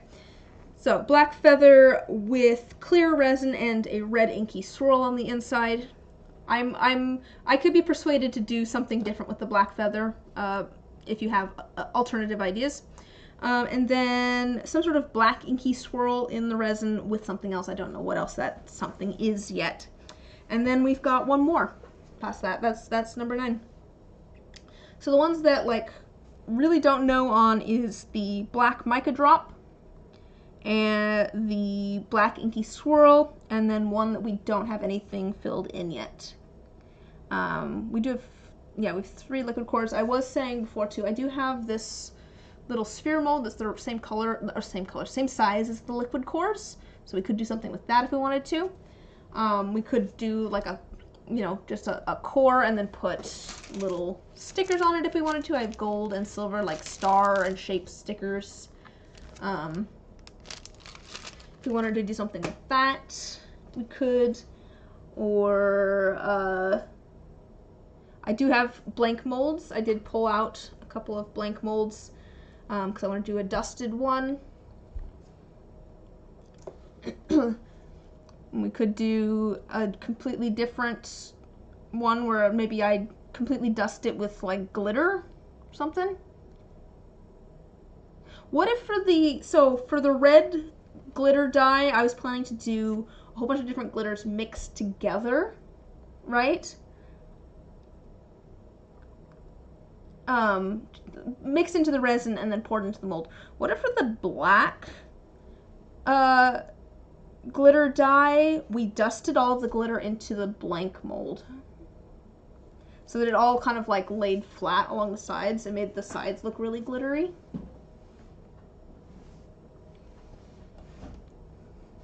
I mean, we do have we were talking about dusting in like this and some foil, but I'm thinking like all of the black and silver glitter instead. Oh, I also pulled out, I know, that looked really cool. Or do we want to do that with the red one? We could do that with the red one instead.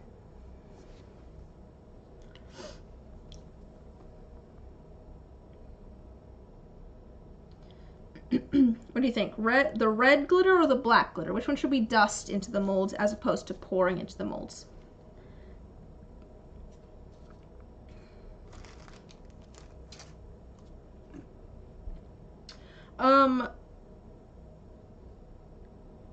I also, so while we're deciding on that, I also pulled out some black moss. We could do something with that. I don't think I'm gonna use that.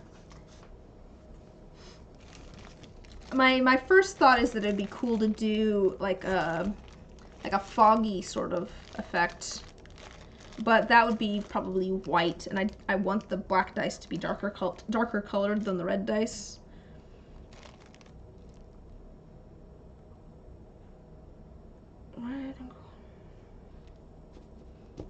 We don't have to use the moss either. I'm just trying to think of, but like a mica drop through that would look really cool. What if we did just like a gold mica drop through the moss, and then I could ink that one in like red as well? That'd be kind of cool. Black glitter dust. Yeah. Dust molds. Something that looks like a vial of blood. That's going to be the blood liquid core in the red ones. I'm gonna do a red one that's like half the red liquid and then half oil, so it just kind of looks like a vial of blood. That's the plan there.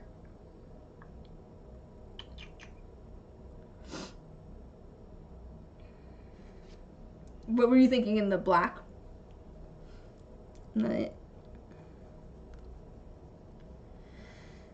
Black mica drop. What do we want to do with the black mica drop?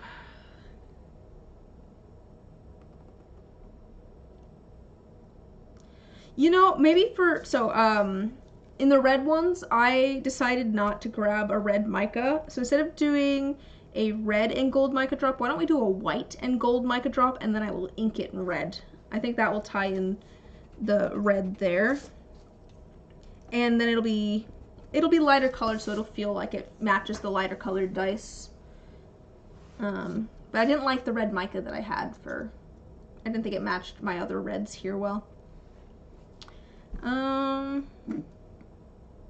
Yeah, I'm still not sure on the black mica drop, because I do really like this mica, but I don't know what I want to drip it through. I feel like it needs something with it.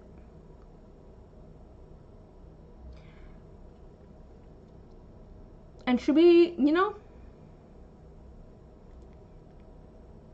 for the black inky swirl, with the moss, could you do a half translucent red, half black? Ooh. Yeah, that'd be cool. I like that. Layers of translucent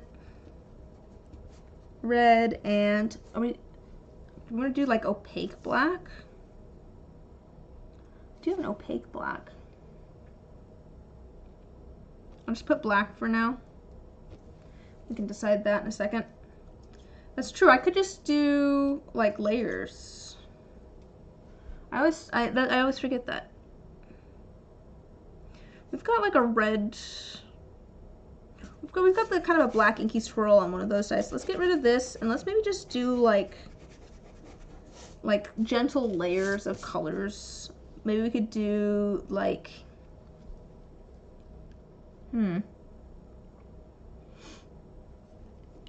layers of like the black and like the gold, and I don't know. Not sure on that one. I'm just trying to think of more resin techniques. Like I said, I've become complacent. Do the same 3 techniques over and over again.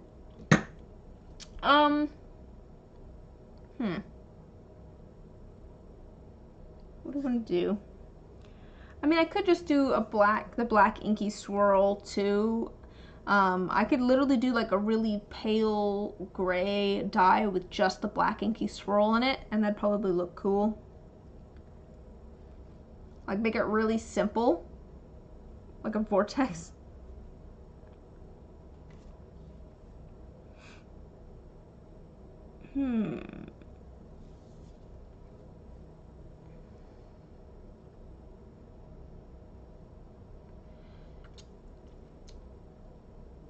What do you mean by a vortex? And also, how do I make a vortex? It sounds cool, but I don't know how, like, what are you thinking with that?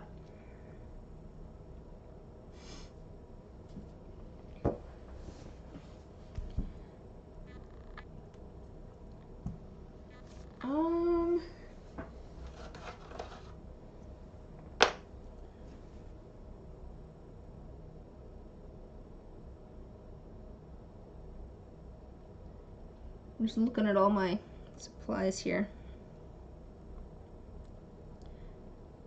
Where you put color in the bottom, then you drip the resin in from. Oh yeah, like a reverse Petri thing. Yeah. No, I like that idea. We could do. Oh yeah, let's just instead of trying to do a black Petri, let's do a black reverse Petri. Duh. Yeah.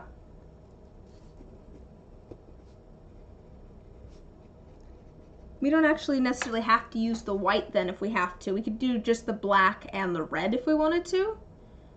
With maybe a little bit of like the gold shimmer in there. Plus red ink. I don't know, should we do red ink or should we just do black and gold? Red ink and golden shimmer. Honest question, are all of your pre-gaming usually so intricate? It's because each die will be different. Yeah, no, it's not usually this much stuff. I do usually do about, yeah, we're almost 2 hours in. I have everything set up and put into the mixing cups and everything usually at this point. I usually do like 3 sets of dice where every die is the same in each individual set. And usually about an hour and a half in, I feel like we have all of our stuff into our mixing cups and we're starting to mix up our resin at this point. But yeah, we're going complicated. Alright, the only one that I'm not sure on is the black mica drop. What do we want to put with that? We could just do a black mica drop and then maybe like some red tinsel. Literally just black. Yeah, let's just that. That sounds like a plan. We'll do that. And I think we're not gonna do the glow in the dark glitter. Today's special. Yeah, we're just kind of messing around. It's been a while since I've just sat down and like, I don't know, messed around with the resin with you guys. So we're experimenting and trying things. Okay. We'll decide on if we want some of those. Let me put all of my stuff up over here so it's kind of out of the way. Because we need to figure out our mixing cups and get things put into the molds. Oh boy, this is gonna be fun to keep track of. So I think I'm gonna need to lay things out in order. I think that's how I'm gonna have to keep track of things. So like here's all of my red ones. It's gonna be 1, 2, 3, 4, 5. That's how I'm gonna keep track of which die is which. I'll set those over here for now. I'm gonna have to do that with the black ones as well, partially also because with the black ones, some of these are gonna be blanks instead of the actual dice. Dusted blank, number 6. So number 6 is gonna be a dusted blank. And then number 4 is going to be a dusted blank. That's how I'm going to keep track of those. Are these the right ones? Yes, okay. So I just wanted to double check that these were the right. Is that the right one?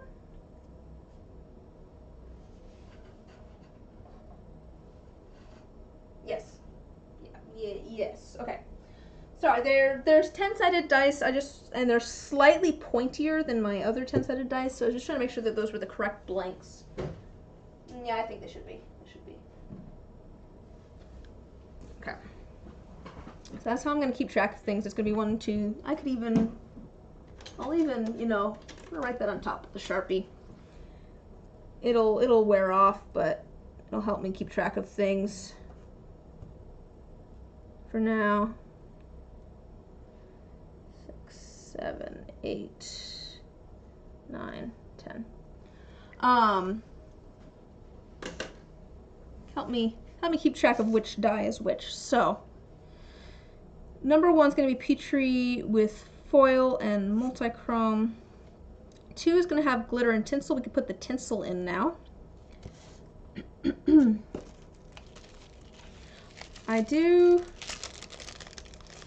see if we can get to pouring resin today. My goodness, yeah. There's a lot of setup. We should get to pouring resin. I might have to take a bio break at some point, though. Alright. It doesn't actually take...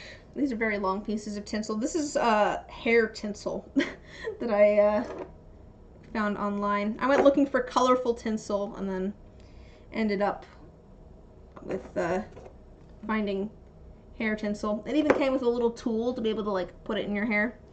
But that's why it's so long. Alright, let's put one of these pieces. Did I not cut this one? No, it's cut. Okay. Take one of these pieces and put it in number 2 here. Number 2 is going to be all of the different red glitter and then also some red tinsel here. My goal is basically just to have as many different textures in this one, but all the same color. So that's what I'm doing. The red foil, the red glitter, the red tinsel is because it's fun to play around with all those textures. That's actually more tinsel, I think, than I need. I could probably put less in here, but that's okay. There's a bunch of tinsel in there. All the tinsel. Alright, there's number 2. White gold, red ink, multi-chrome. Number 5 is going to need to have a liquid core. I'm just going to pull out the core for now and set it here so that I remember to make that. And then we've got 2 more liquid cores over in the black. I'll pull those out now. That's going to be number 2 and number 3 of the black ones. Let's scoot this over a little bit so you can see a little bit easier. These, hopefully.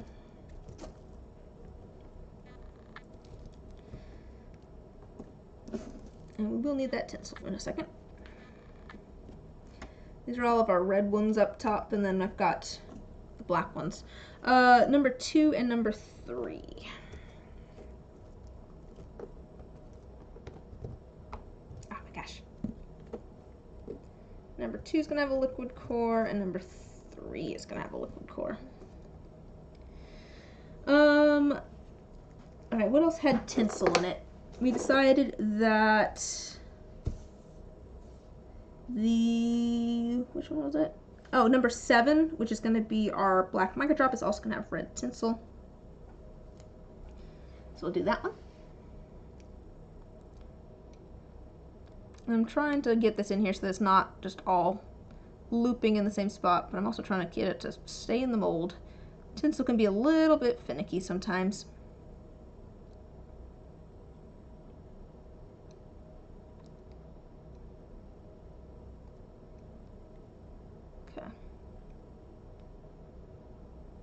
There we go. Got that. Ah, no, it's coming out. It's trying to escape. Stop it. Stop it. Stay in there. Okay, there we go. We're good. That's number 7. I think that was all the... I might start crossing some things out as I add them. So we've got the tinsel. We still need to make the... Only thing worse is Angelina fiber. I actually looked at getting some of that at one point. Wait, is that the stuff that's like glass? Or is that... I think I have some of that actually.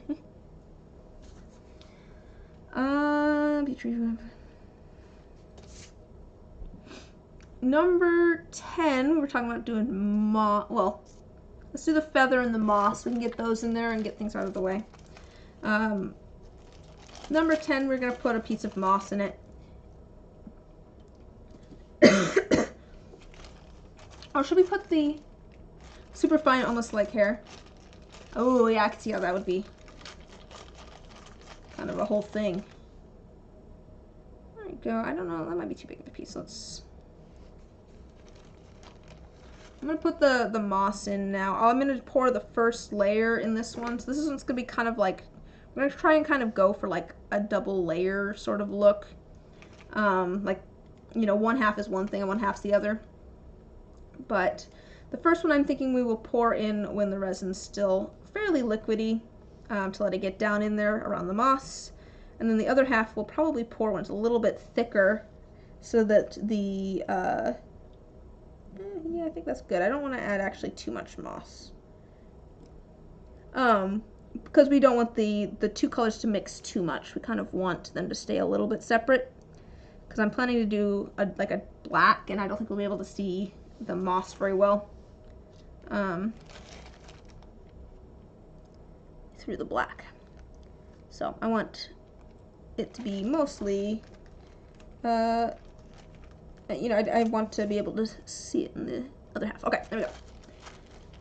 There's the moss, and then which one were we saying for the feather? Feather was gonna be number 8. I'm gonna have to cut this down, so it really doesn't take a very big piece of feather. Honestly, having too much almost works like worse, because then there's all sorts of different, like all the little fine hairs of the feather are overlapping and stuff. You don't get to see all of the little fine detail. There we go. Oh, perfect size, perfect size. There's number 8. So we've got our black feather. And then we've got our moss. All right, I think we could probably dust the molds. Let me put, I decided not to go with any of the silver. I'm gonna put some of this stuff, I don't think I've set it there. That's out of the way. Everything is getting stacked underneath you guys. Might as well, I guess. So we could probably dust the molds. So we're going to dust 2 of them. That was the 2 blanks. That was number 4. This one's going to be, I'm going to scoot these over out of the way a little bit.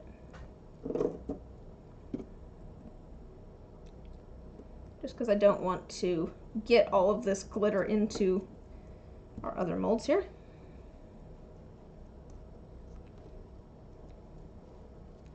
So number 4 here is going to be black and silver glitter dusted into the mold. So let's find all of our black and silver glitter. And we can start dusting some of that in. Let's see here. Let's start with, is it going to be easier to start with the bigger stuff or the smaller stuff? I'm not actually used to dusting the molds.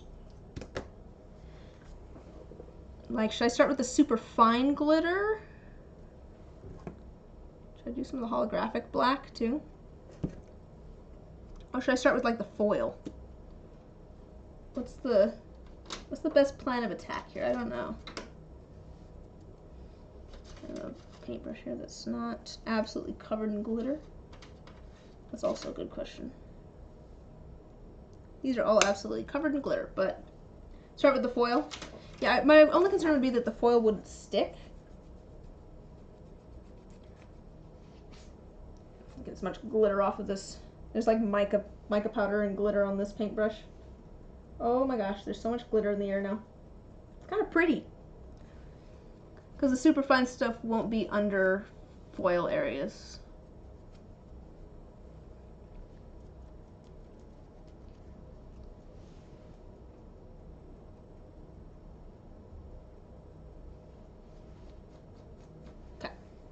Alright, we'll start with a few little pieces of foil.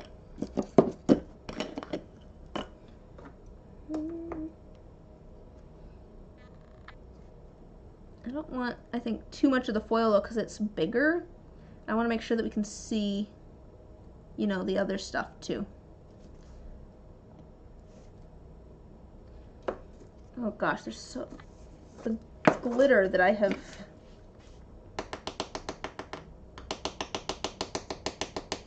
I'm still shaking glitter off of this. That's fine. If there's a little bit of weird glitter in here, whatever. Oh, there's a little bit of weird glitter in here and I care. Okay. A little bit of the black foil. Yeah, it is broken up a little bit. It is broken up a little bit.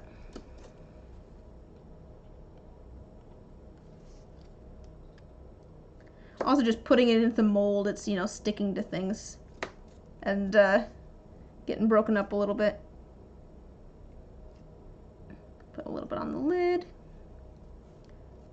Ah, get off.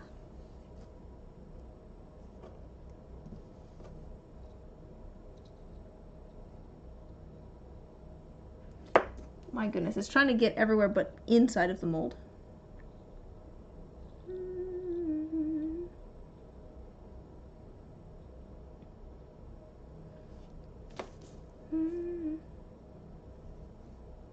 There's just little pieces on my fingers.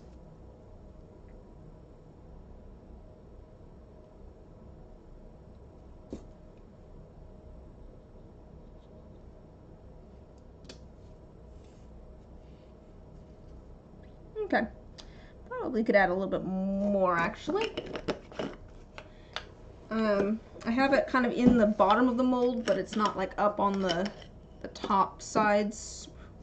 It's a little bit harder to get to those. So I'm going to add a little bit more so it can kind of be not evenly distributed, but like, you know that kind of like random looking pattern that's super like super purposefully placed? It's funny how much work it takes to make something look random. Okay, got our foil. We'll just go, I guess, in order of size. So I'll add a little bit of this glitter. Actually, I think that glitter's a little bit bigger. Just gonna add like a little bit and then kind of shake it around in there. That's my thought. We'll see how well it goes.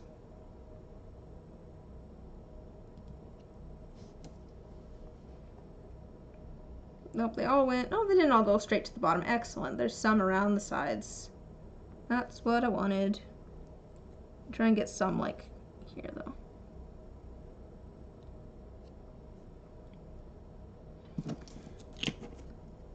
Yeah, I think starting with the big stuff and moving down to the small stuff was the right idea, because the little stuff will fill in, you know, as we go.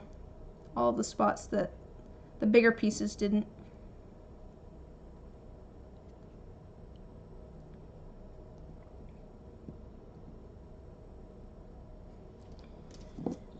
But we'll probably just keep kind of adding stuff until it's completely filled in.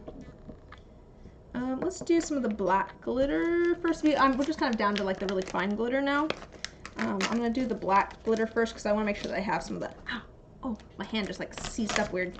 I want to make sure that I have the darker color in there. I don't know why. You guys ever get like, you know, packages and they have like a spot to tear? Oh, true. I need to add some to the lid as well. Thank you. I appreciate that. We'll add a little bit of the bigger chunks to the lid as well. What was I saying? I don't remember what I was saying now.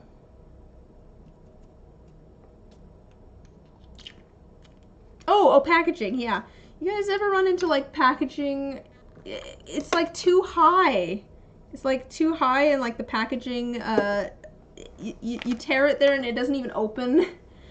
It's just like the actual opening is like still further down. It's like, why? Why is it designed? Why is it built like this? All right, I think this is fine enough. Yeah, I can just put that straight on the brush. Ooh, that's really fine black glitter.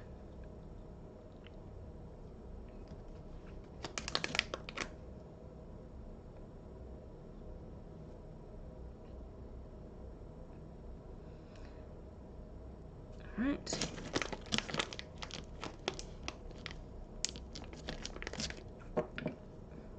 Strangely, I feel like that black glitter didn't really stick a ton. I'll put this nice, you know, kind of darker gray color in there and just kind of swirl it around.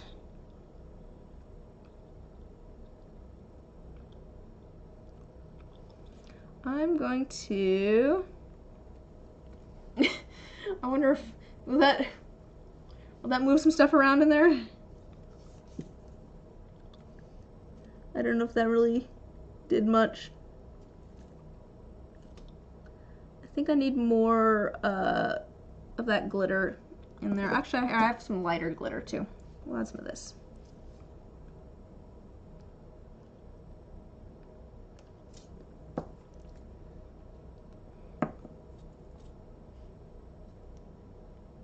I'm just gonna do that and then like kind of rotate it and hope that that glitter kind of coats things. Yeah, I think that'll probably work. Let's see if I can kind of show you the inside of this. I don't know if you're at a good... Yeah, see, you can see all the glitter in there. And I think it goes up the sides and stuff too. It's maybe a little bit thicker along the bottom, but I think that'll be okay. I think it'll be okay. Excellent. We've got number 4 of our black dice. All done.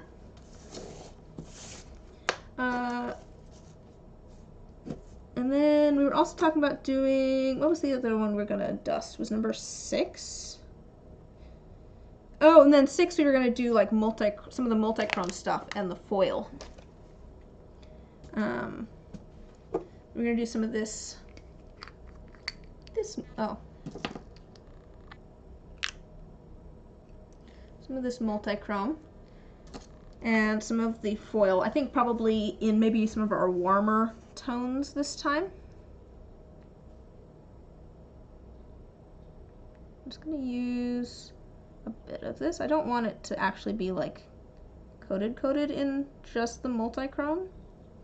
I want some of the other foil colors in there as well, but I'll make sure I get some of that multi-chrome in there. We might come back and add some more of that in a minute, but let's add some of our foil. Add a little bit of red this time.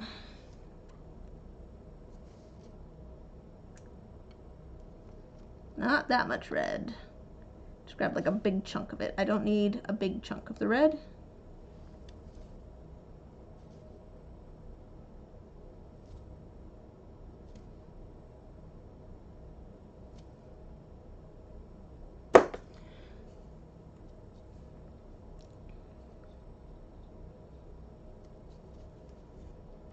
What is today? Today's Sunday.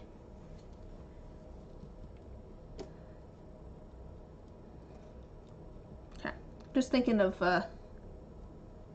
time frames on things.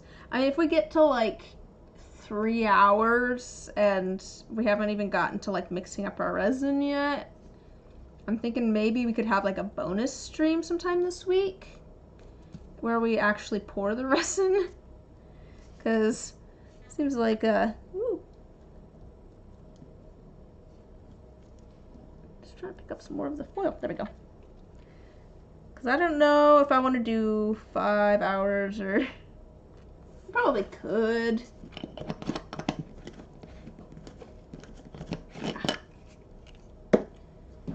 Let's do a little bit of the copper. That would work because, yeah, just because it's such a, yeah. I don't have copper in any of these other ones.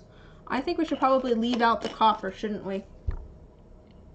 This is literally my only copper. And I don't know that I was going, I mean, I could include it in other things, actually. Like, we're doing other things with foil and stuff. I kind of like it because I like the warm tone. Oh, I was going to add gold, too. I'm just wondering whether we want to, should I also have the copper? I kind of like it.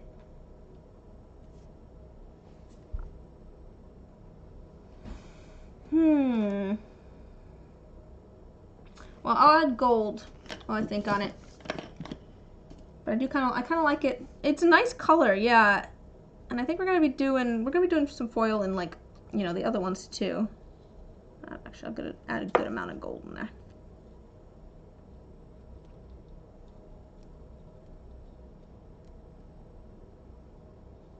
Yeah, might as well. Might as well add the copper. That, like, all just ended up in the bottom. Let's add some of this over here.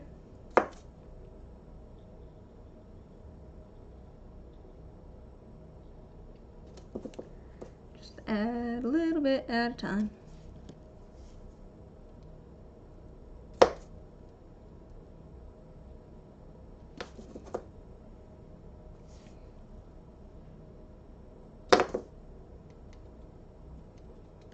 Alright, let's add a little bit of copper. Yep. Yeah, can add to the others exactly. I have other ones that I'm going to do with foil and things, so.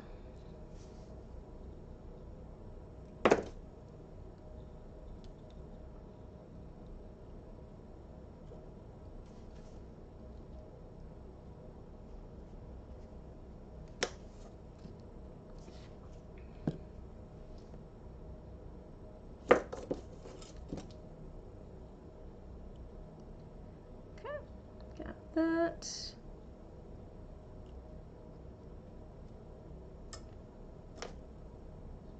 I want to make sure I get it up on the top sides here too, which is a little bit harder. Add a little bit more of. So I can add some silver. I'll add a little bit of silver too. Why not? Oh, I've got this piece right here.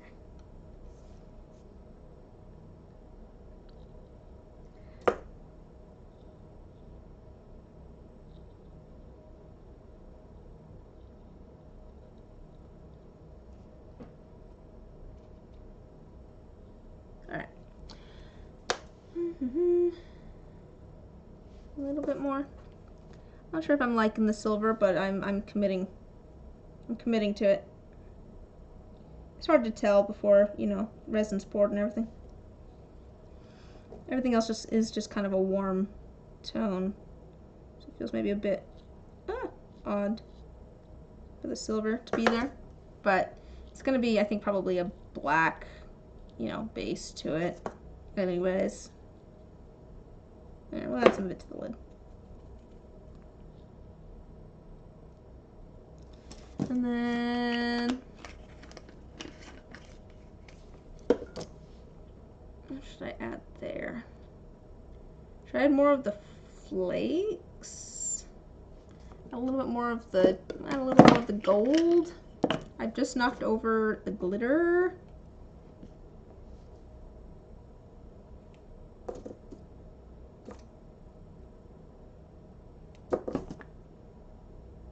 There we go.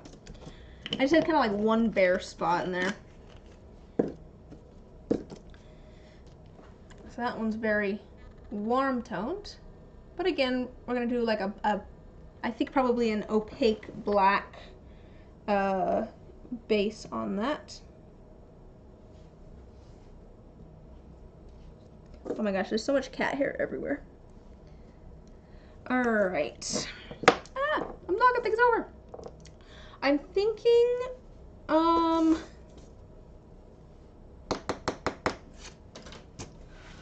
I might go take a quick bathroom break. Oh, I didn't do any of the holographic black glitter, did I?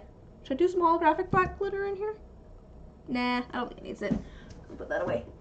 I'm thinking I might go take a quick bathroom break, and then we will get all of the mixing cups put together with all of the different things in them for all of these. And some of these are probably going to have very similar things in them. Let me grab, there's my opaque black.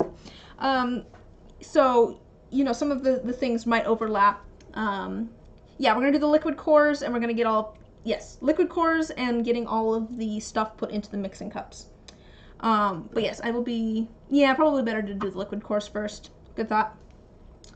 So, give me just a second. I will be right back. Yeah, I'll be right back. Quick bathroom break.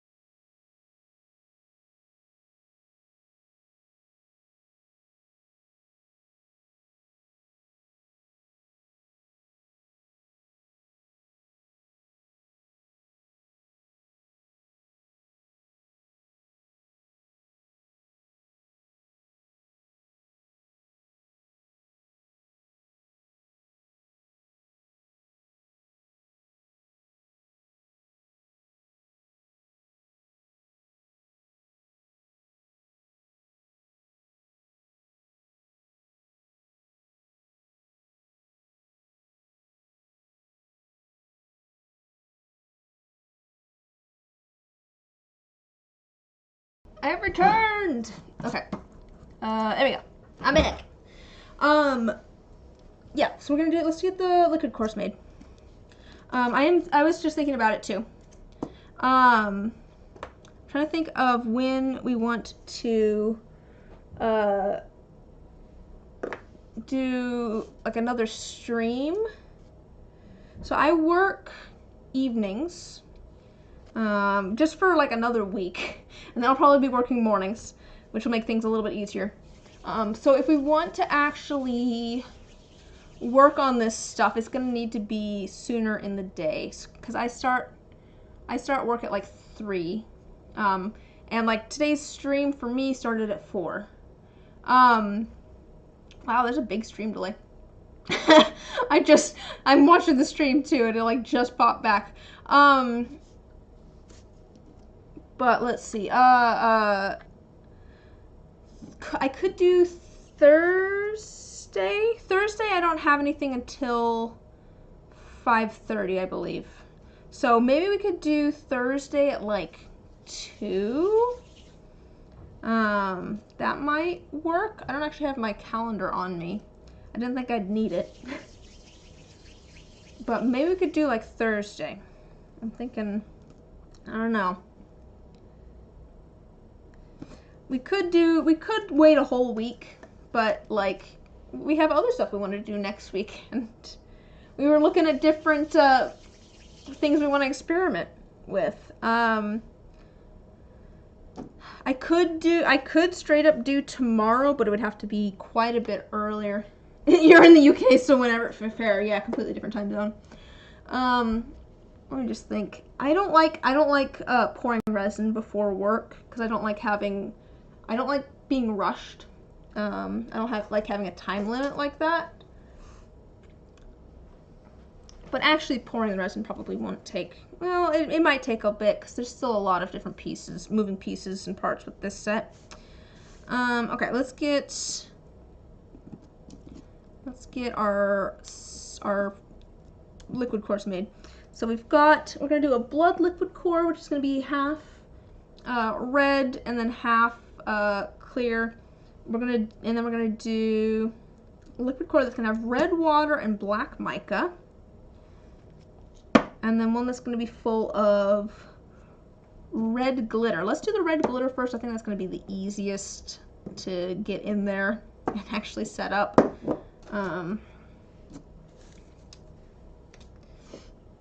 But yeah, I don't want to.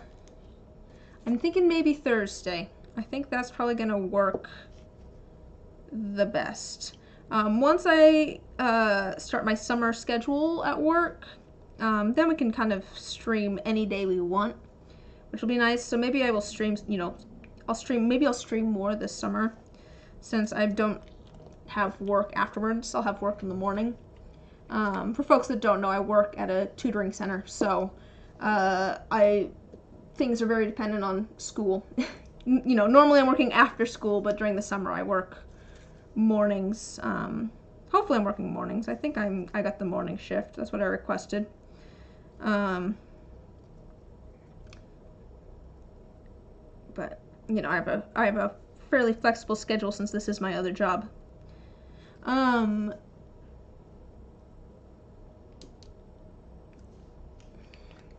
But yeah, maybe I'll do some more streams and things this summer since I'll have time after work.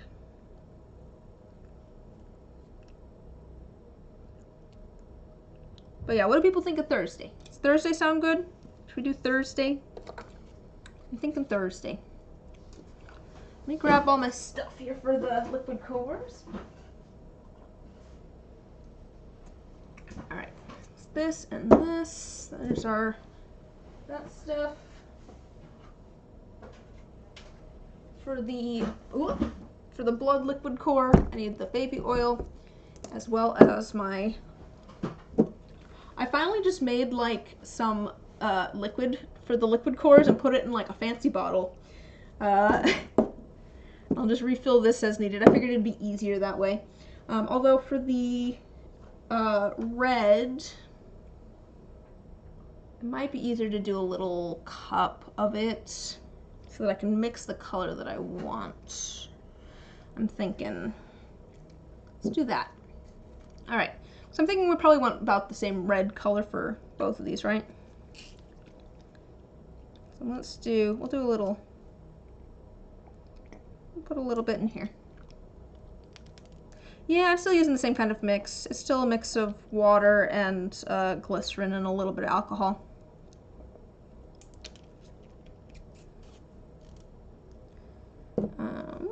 I'm gonna need a different pipette. There we go. So I'm using my super fancy colorants for dyeing my dyeing my liquid here. 1 drop of red food coloring. See how that looks. It's very bright, so if we want to go more blood, we're going to add a little tiny bit of green. Little tiny bit. So I'm just going to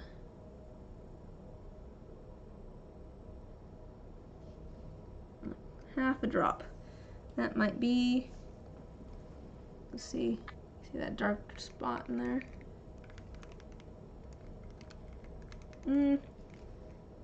I may have gone too far.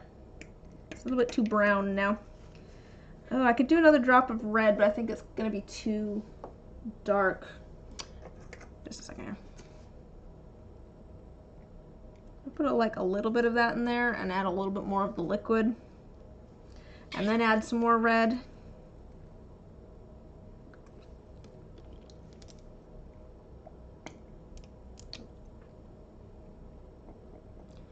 We're just gonna, we're gonna dilute that a bit.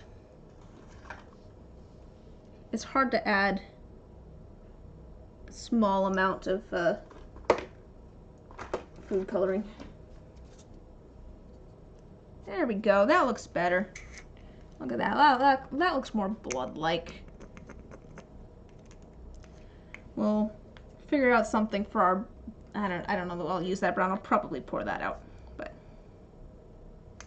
now we've got, I was gonna stick that in my mouth for some reason. I don't need to stick that in my mouth.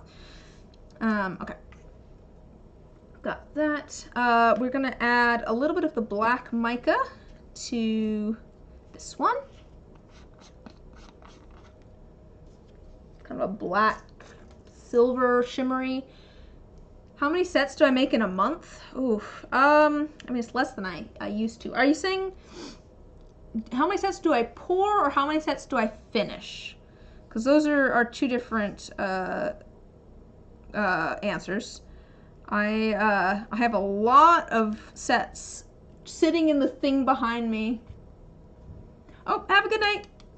And I will definitely post, I'm planning to probably do another stream finishing these. So I will definitely post that when I get that figured out. How many did I finish? It's a lot less than it used to be. When I was just doing, you know, the dice, when I was just doing the dice before I had the part-time job that I have now, and all that, I think I made about 8 of the 8 piece, or 7 or 8 piece sets of dice. I'm filling these up, by the way.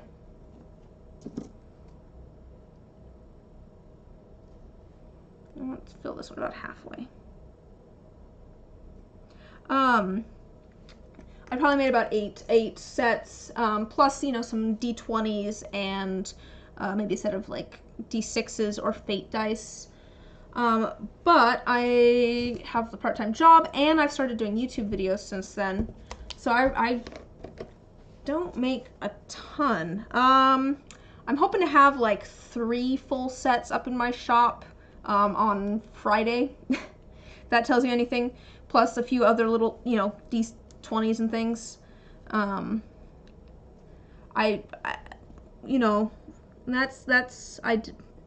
I was taking a break from commissions and stuff too, so I'm probably down to like, you know, 3 sets a month. Oops. Or so.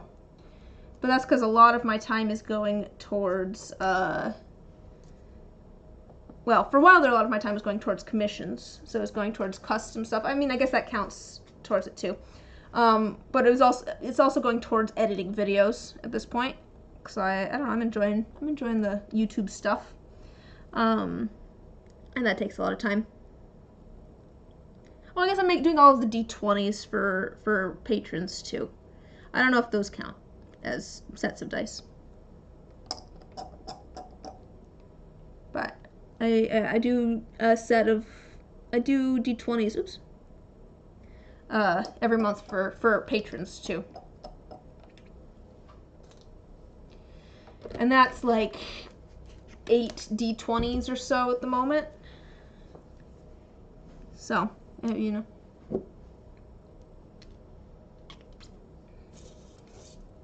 No, I don't know. I know some dice makers that make like, you know, 20 sets a month or whatever, and I'm just like, how? Even when I was doing this full time, I couldn't do 20 sets a month. That's just crazy to me.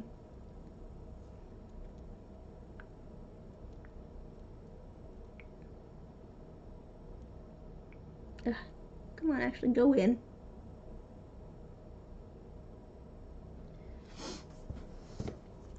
It just takes me forever. I don't know. I feel like a lot of things just take me a lot of time, too. It's one of those things where I can't tell if it takes everybody else as much time as it takes me to do certain things, or if it's like just a me thing. Is that full? Or is that like a bubble? I can't tell. No, that's just a bubble. You can do 10 if your partner handles the dog. Fair. Do you have a different job as well, or is this your full-time gig, though? Out of curiosity. Because I was at about 10 when it was my full-time gig. But that was part of what made me realize that I couldn't do this, couldn't just make dice. Still haven't opened the store. Oh yeah, I did ask that, and I haven't actually looked at the Discord. I did ask about that. But to be fair, it can be your full-time gig without actually selling them. Uh-oh, I thought I got a piece of glitter on here.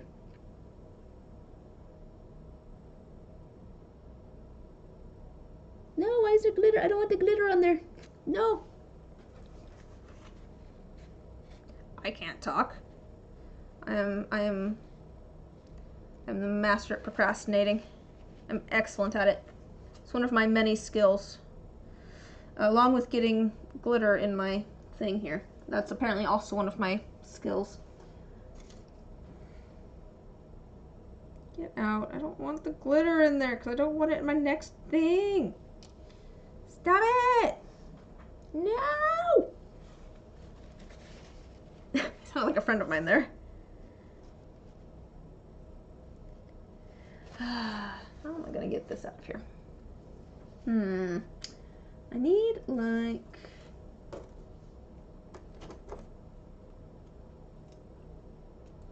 a little piece of wood. I think that'll work better to grab things. Yeah.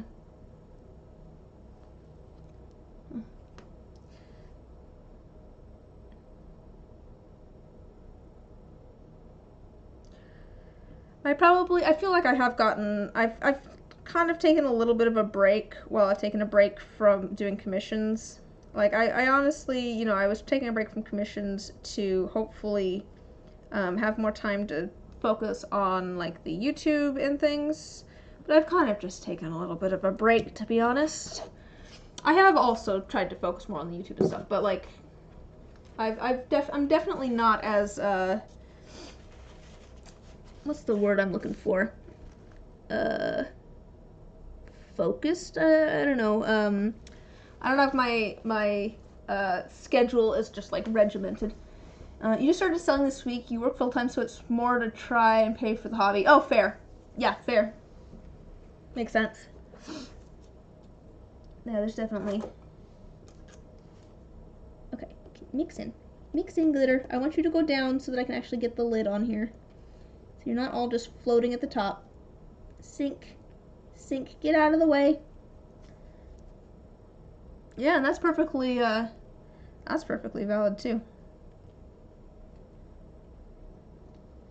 Yeah, I'd love to be able to do this stuff full time if I could, but I have, you know, other things where I'm just like, yeah, I like having this as a hobby. I don't think I'd want to do it as a job. Painting's one of those things. I love painting. Don't really want it to be my job. I like it too much for it to be my job.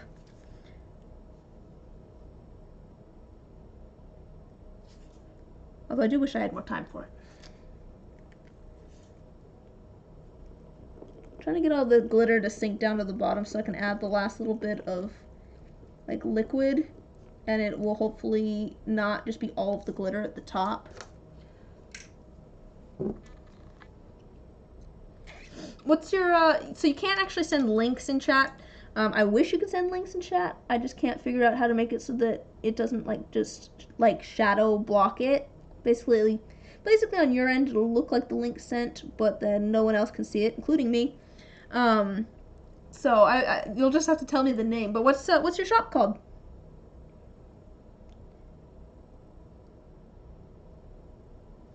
Okay. I'm just gonna call that good. I think some of that glitter's gonna stick at the top, but oh well, it's just gonna be a thing. It's gonna be fine.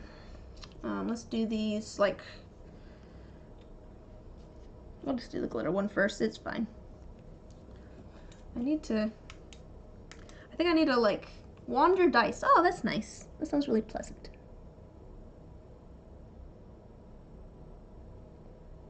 Just a moment here. Let me. Oh, good. My flashlight seems to be working. Oh, that's true. You could give us a link in the Discord too. I do have a Discord. It's down in the description. There's a spot for promoting yourself on there. You post your shop link in the promote yourself channel.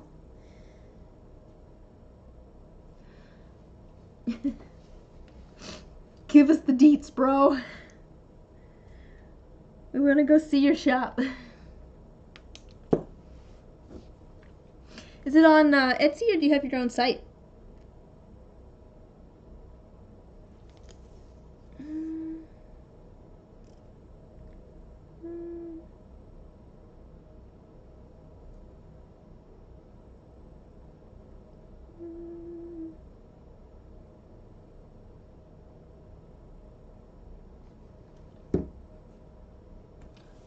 Oh, you make dice out of maps? That's super cool. That's super cool. Oh, Etsy. Cool. That's where I started out. I started out on Etsy and then moved to my own site. Pros and cons. There's pros and cons to each. But especially if you just want to do it as like a, I don't know, there's pros and cons.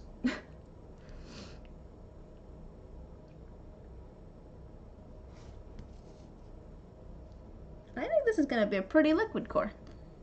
So this is going to be, this one's clear with gold glitter in it, and the idea is that we're going to put it in like a semi-translucent, like in a translucent black. So it'll look black, and then you swirl it up and there'll be all the red sparkles shimmering through. That's the idea with this one. Is it? Just trying to make sure that, oh, I think it's on there pretty good. Ooh, pretty. Yeah, that'll be a pretty liquid core.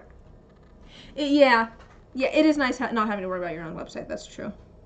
Liquid core, black ink, resin, that's number 3. I don't think it's leaking. I think we're okay. Next. No, that was the nice thing about Etsy, was not having to try and like figure things out, and also not having to try and drive traffic as much yourself, because like there's kind of a built-in you know, group of people that are looking for dice, so you don't have to try and market stuff yourself as much. You just post things and then people will show up and be like, oh, dice. So that's definitely a bonus. I probably would have stayed with Etsy. They just did enough like little things that kind of pissed me off that I left. But I do think that it's still a great place to. I'm glad that I started there. And I do think that there's something to be said about the like ease of use and the built-in customer base. Yeah, I'm liking that glittery one. I need to do more liquid cores, guys. Like, liquid cores are like, they're so pretty and people like them and I like them. I should just make more liquid cores. Maybe next week, when we do our random experiments, maybe we'll do that's one of the things that kind of made me decide to leave. So I left when they implemented the Star Seller program, which was a few years ago now. Hey, thank you, Omar. Oh, I'm wondering. I want to click on the link.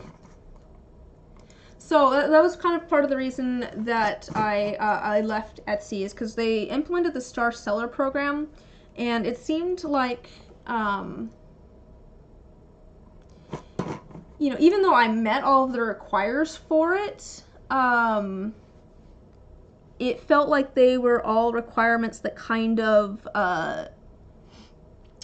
favored the drop shippers and the larger companies and not the independent artists and like the smaller businesses. It's like, yeah, I meet these requirements, but what is your customer base? Like, who are you trying to have sell things on your site? It seems like it's not me.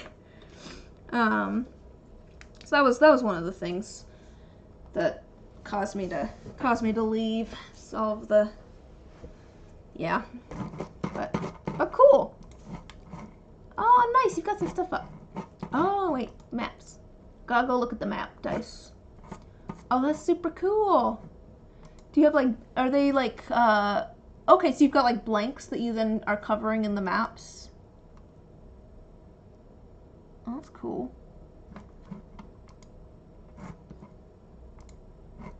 Oh my gosh. Yeah, super cool. Alright, let me just, is that all sealed? I'm just trying to like look and feel around the edges here to make sure there's no spots where there's just like a liquid coming out. It might be a little bit there. Let me do this.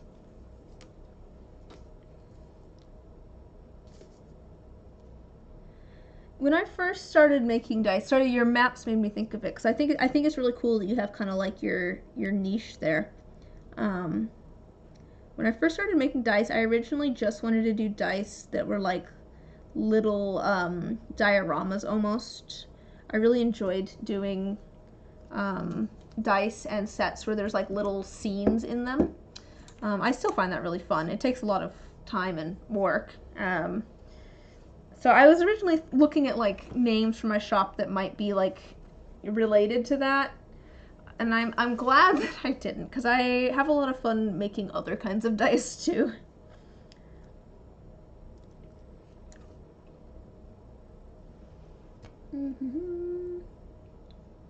Weird, just like texture of this paper.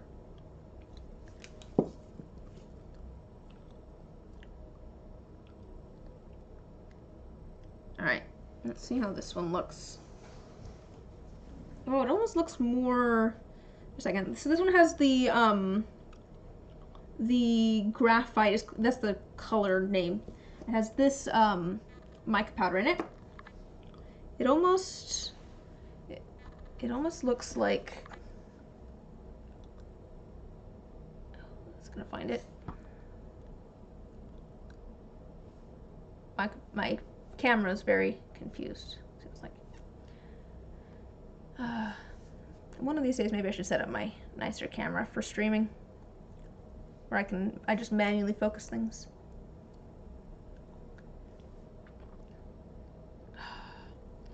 It'll find it as soon as I start moving away. Go, it's fine, you know. I didn't need it to focus anyways. It looks like a really deep red, and the sparkles actually look more gray almost. It's not bad, but they do look more gray. What are we gonna do with this one? Oh, just the red water and black mica, so that one might just be as is. Oh, it found it for a second there. Oh, what? It's trying to color correct, and it's not doing a very good job.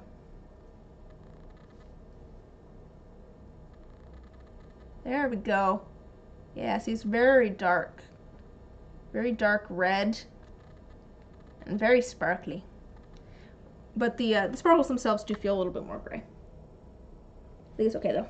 All right, and then let's do our last little liquid core here, which is our like half blood one. Ooh.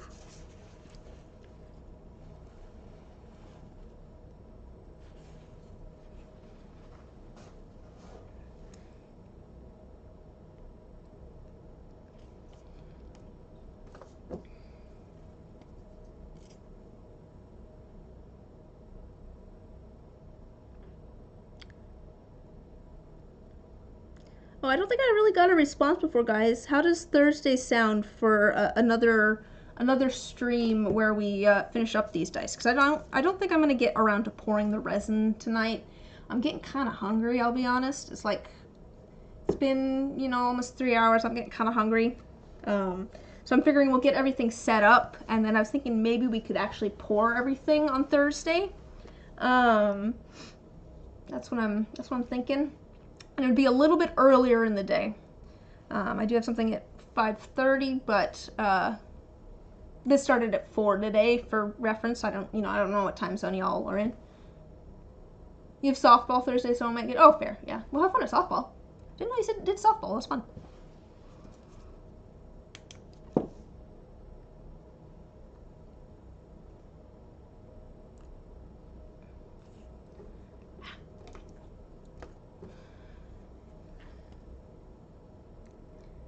I will, of course, you know, this will be posted after the fact too.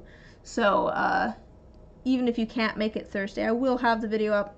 And then eventually when I get, you know, everything unmolded, I will post a short of that. That seems to work pretty well, I've found, is, you know, unmolding things from streams. I just, you know, post a short. So I think my tentative plan then is we will stream on Thursday. I'll get a stream scheduled. I do need to double check my calendar, but I think that should work. We'll stream on Thursday, and then I will try to have like a short posted, maybe like Saturday or Sunday, of unmolding all the stuff from that stream. Probably whatever we stream next Sunday, I will show them off as well, but I'll try to get a short posted for that. But we'll go through and get everything figured out. Some of these are gonna have, there's gonna be some overlapping stuff.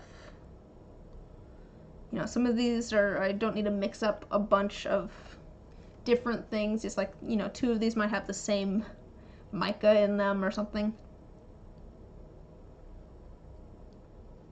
I think at least 3 of them are all gonna have like a semi-translucent black. 2 of them are gonna have an opaque black. But I think I need to figure that out. This is why I wrote everything down. Okay, how's this looking? Is this completely sealed? This is the one that has oil around the top, so I worry about things, you know, the stuff sticking. And also, it's hard to tell if the oil's leaking or not, because it's just kind of sticky and oily here at the moment.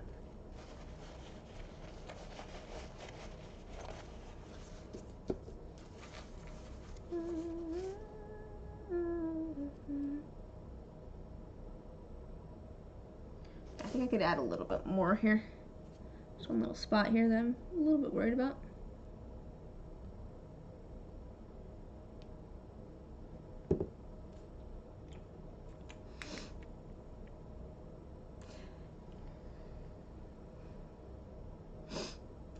I did, I'm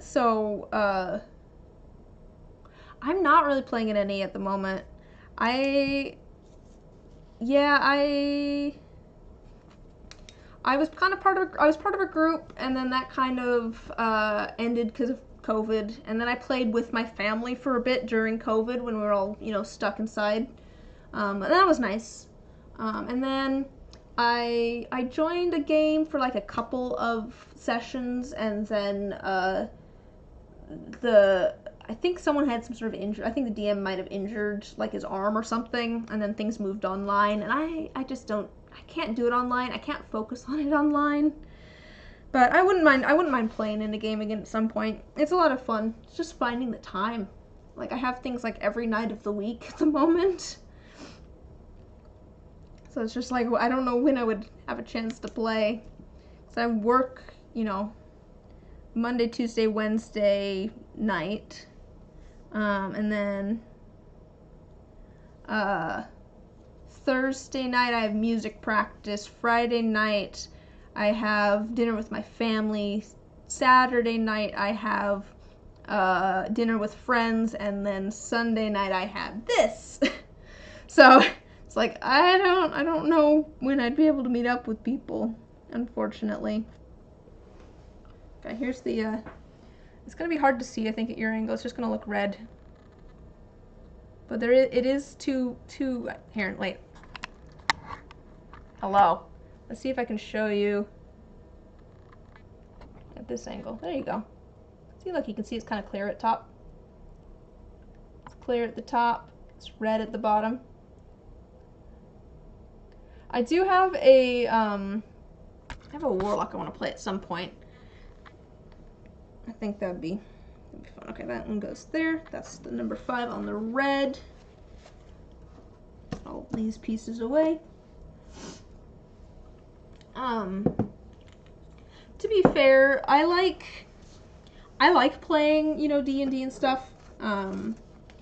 But I like it mostly, like, I think it's a really fun game in and of itself, but I like it mostly as an excuse to meet up with friends and have dinner and hang out. And so I have, you know, we have friends over, or we have dinner with friends like once a week anyways, and some of them aren't interested in playing D&D, so we mostly just play other board games and stuff so that, you know, everyone's included. We use that as our excuse to meet up and have dinner and hang out. Okay. Number 1 is going to be Petri foil and the multi-chrome. I'm gonna let me just move This goes with this. Let me move some of the liquid core stuff out of the way.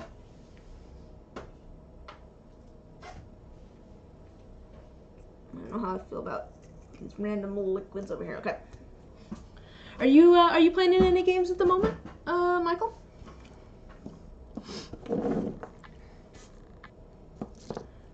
Okay.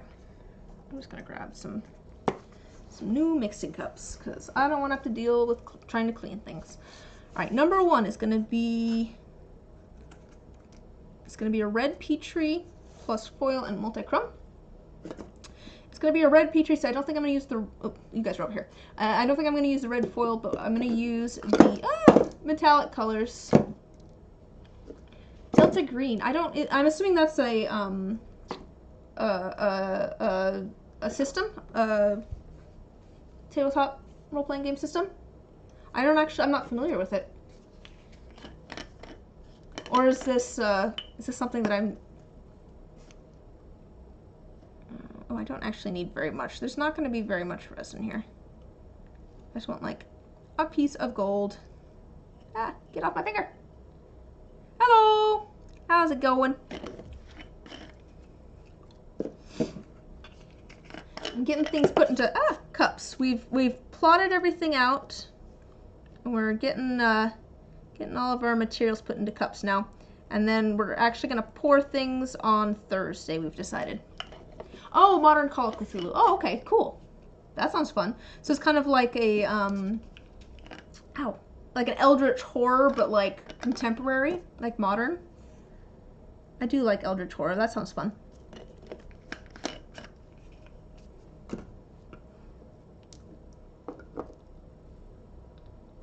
You're running a campaign for that now. Oh, that's so funny.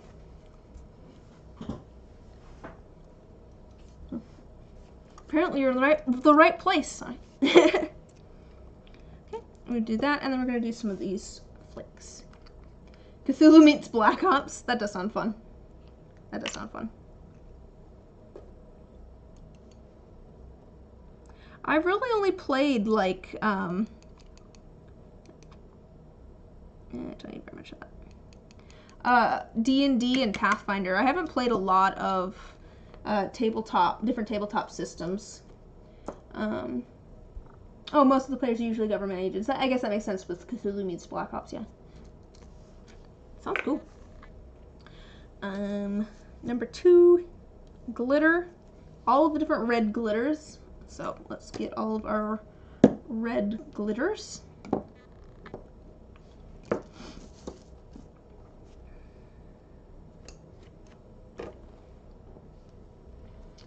Your first GM for it told you that the easiest way to get on the FBI watch list is to plan and research the Delta Green game. I see. I see what kind of game it is. I am suddenly reminded of, isn't there like a, sorry, this is unrelated to Delta Green, which it sounds really cool. But isn't there like a video game, is it like Modern Warfare or something, where people keep getting in trouble for leaking like government secrets about different pieces of equipment? Wasn't that like a thing? I don't know if it was on like Reddit or something. People were posting like different things about, different I don't know, levels or something on Reddit, and kept getting in trouble because there was like straight up like government secrets getting posted.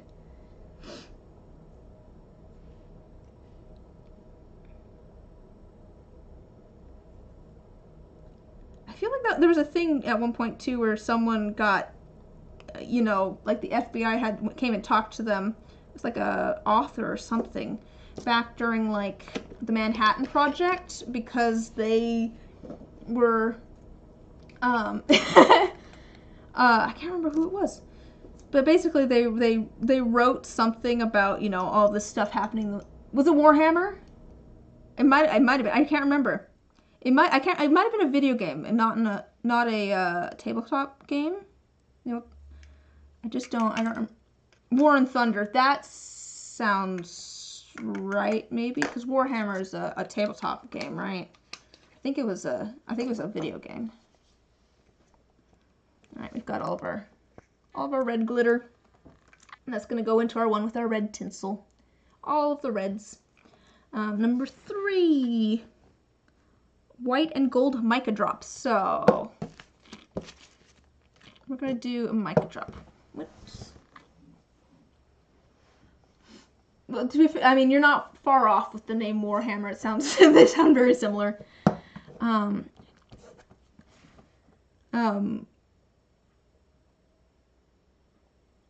no, there was a thing too where someone was like theorizing that there was like nuclear research going on in like certain locations, I think during the Manhattan Project, and like the FBI straight up was just like, you know, where are you learning this information from? And the person was just like, a large group of physicists just moved to the middle of the desert. War and Thunder is a game about military vehicles, so that's probably it. That would make sense. What all do we want to do for this one? This one's gonna be, we could do maybe 3 colors. We probably only need like 2, but we could do like 3 colors of things. Maybe like this one, and like the shimmery white. Or do we want to go for like the darker gold? Do we want to do like the 3 gold colors? I've got, we're going to do a mica drop. So it's just going to be like, or I could do gold foil and then do like the white and like the shimmery white dripping through it. Could do that. I just want to go with like gold and white in this one. And then we'll do the numbers in red, and that'll bring the red in. But I want to go for like a lighter color.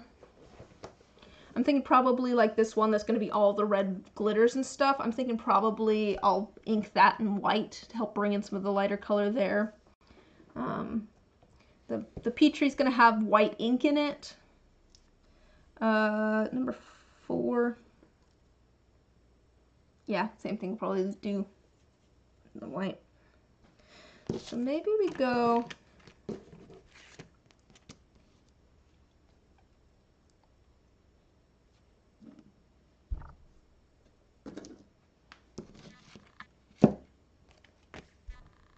I don't know. Maybe gold foil with like 2 different, like the interference gold and the white, like the silver white.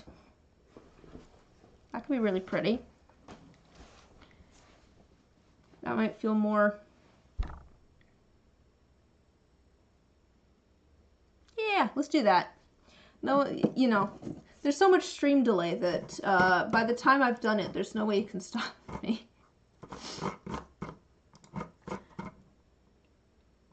There we go.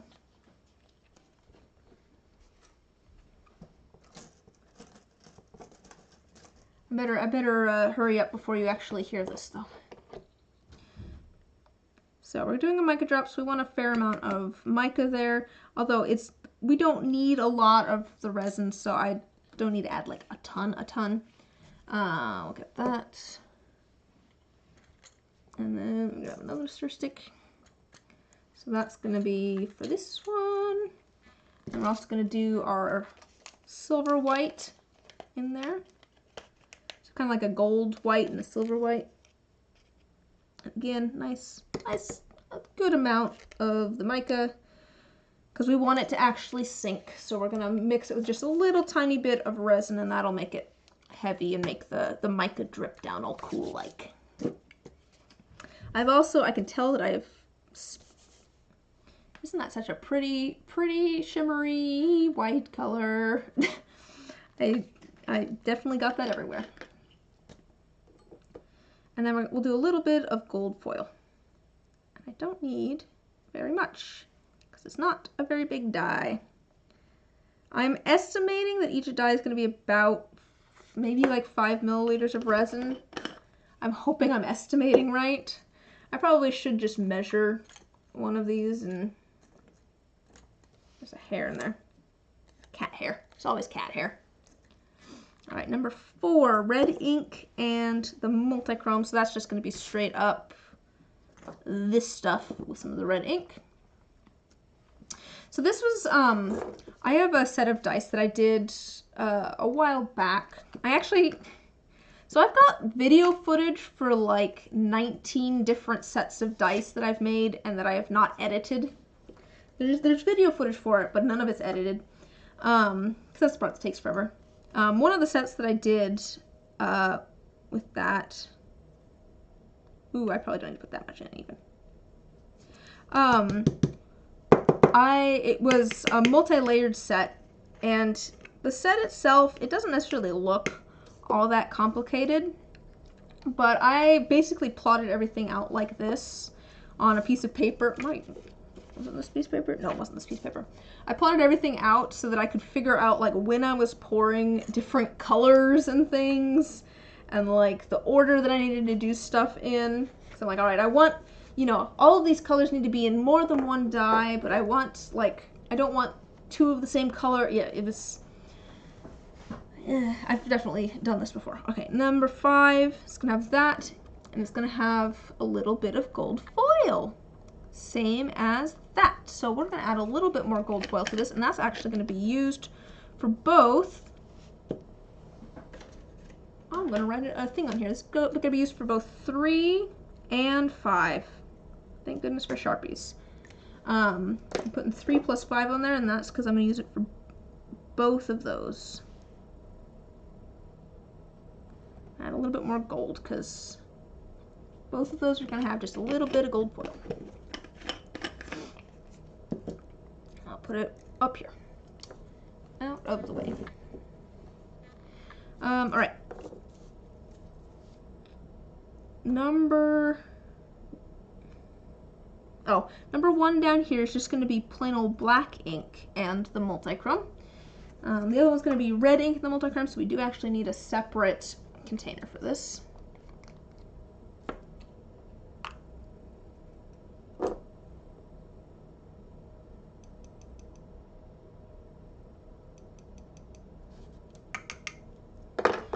I'm trying to get all of my dry ingredients put into the mixing cups first, just because I found that, here, I'm going to scoot this stuff over actually so that it's going to be both more on camera and kind of up here, almost out of the way more. I've found that it's easier to not try and get all of your stuff into your mixing cups after you've already poured your resin, because it takes a bit of time.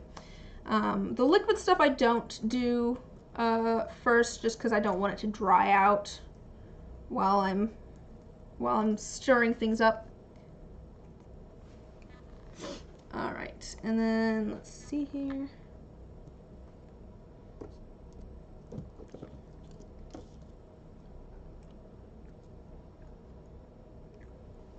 So number 1 here is going to have the multichrome. Number 2, I think, is just going to be clear resin.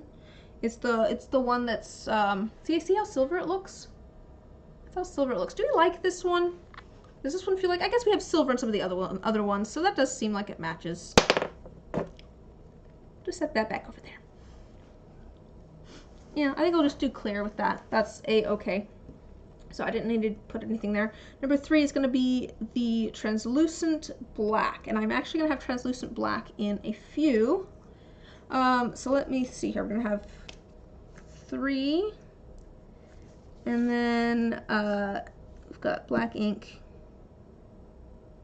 It's going to be black ink in 5.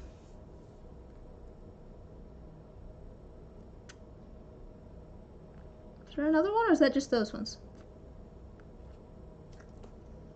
Those might be the only 2 actually that have the translucent black. That's funny, I think this other one was also 3 and 5. Yeah, this one's also 3 and 5, and that's just going to be black ink, semi-translucent. Number 4 is going to have opaque black. I'm going to put this here so that I know that that's what that is. And I think I'm also going to do opaque black for the other one that's the dusted mold, so that's going to be both 4 and 6.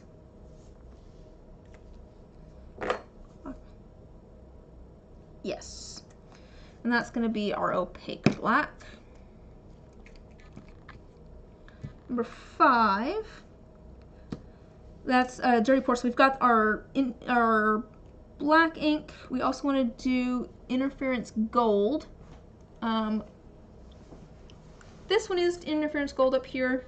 I could probably, I'm gonna say 3 plus black 5. So we'll do that one as like the mica drop, and then I'll pour a little bit more clear in there to make it not quite as dense, and then I'll use it in this 5. And then we also want fine red glitter. Where's my fine red glitter? So we're gonna do just a clear with the fine red glitter.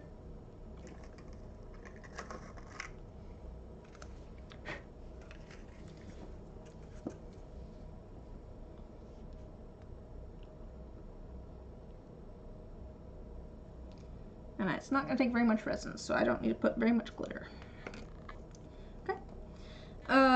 Number 6. What do we have for number 6?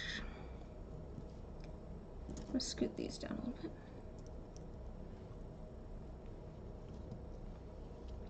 Number 6 is also going to be the opaque black. Number 7 is black mica drop and red tinsel. We have the red tinsel in there. We're also going to do a black mica drop. Where did that go? I'm thinking I've got a very shimmery one here. I might mix in a tiny bit of this to make it a little bit darker. That is a black mica. It's very just opaque black. You almost don't see a shimmer in it. It's so dark. But I'm thinking that it might work well to make this a little bit less silver. Once it's actually in the resin, it doesn't feel quite as silver, but it is still kind of silver. So we'll just add a little bit of this black to darken it up a little bit. I could also add black ink if I really wanted to, but I've done this before and it works well. So there's our black for our black mica drop. Number 8 was going to be black feather clear resin red swirl. So I don't actually need to do anything there. I just need to remember to actually add the red swirl. And we will follow our directions here as we actually pour things as well. 9's gonna be a black reverse Petri with red ink and golden shimmer. So this one's actually also gonna be this golden shimmer.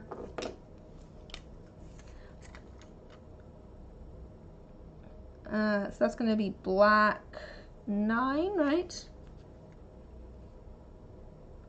I'm putting a little note here. I have a little plus R to say that I'm adding even more resin. So for this one, we're going to use that gold shimmer as a mica drop. So it's going to be a lot of the mica mixed in with a little amount of resin so that it actually sinks. But then I'm going to use it in this number 5, and we're doing a dirty pour. So we want to use a fair amount so that it's semi-opaque, but we don't want it like super saturated with the mica because we don't want it all to sink. And then for number 9, I just want a little bit of a gold shimmer. I might actually end up pouring some of that out into like a different cup just because of when we want to get different things made, but I'm just going to leave it as is for now. So I just want like a little bit of glitter in there. So it's going to be mostly the clear resin with a little bit of glitter. And then number 9 is also going to have red ink, and black and red ink in it. And then number 10, we've already put the moss in, and it's going to have layers of translucent red. So that's, I don't know that we have just a plain translucent red, do we? We have translucent red with the multichrome, so I think this one's just going to be plain translucent red. And then also some of the opaque black here. So that's also going to be 4 and 6 and 10. Alright, I think that's all of our mixing cups, guys. So yeah, I think we're ready to mix up and pour the resin. But I'm gonna hold off on that. We will do that together on Thursday. I'm gonna go look at my schedule after this and get a stream scheduled, just so you guys can see what the plan is for when that's gonna be.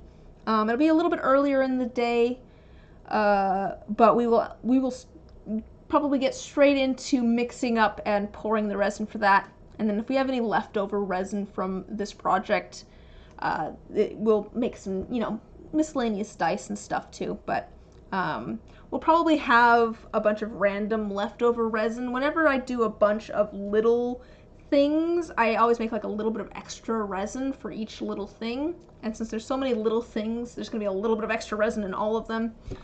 So I don't want to plan for any other dice along with these because I want to have extra just in case. But yeah, I think that's going to do it for today. I will, like I said, you'll get that stream scheduled for Thursday after checking my calendar. So hopefully I can see most of you guys there, and if not, I will, of course, have that up on the channel if you want to watch it, and then I will try to make a short showing everything off once I get things unmolded. And probably I'll have these next weekend too, if, I can show them off on stream then. But thanks for hanging out, guys. It was super nice meeting some of ya, and I'm glad that you could come hang out. I will hopefully see you guys on Thursday, and I've got new videos and stuff coming soon, so you can keep an eye out for those. But I'm gonna go find some food. I'm getting hungry. But have a good rest of your day or night or whatever time it is.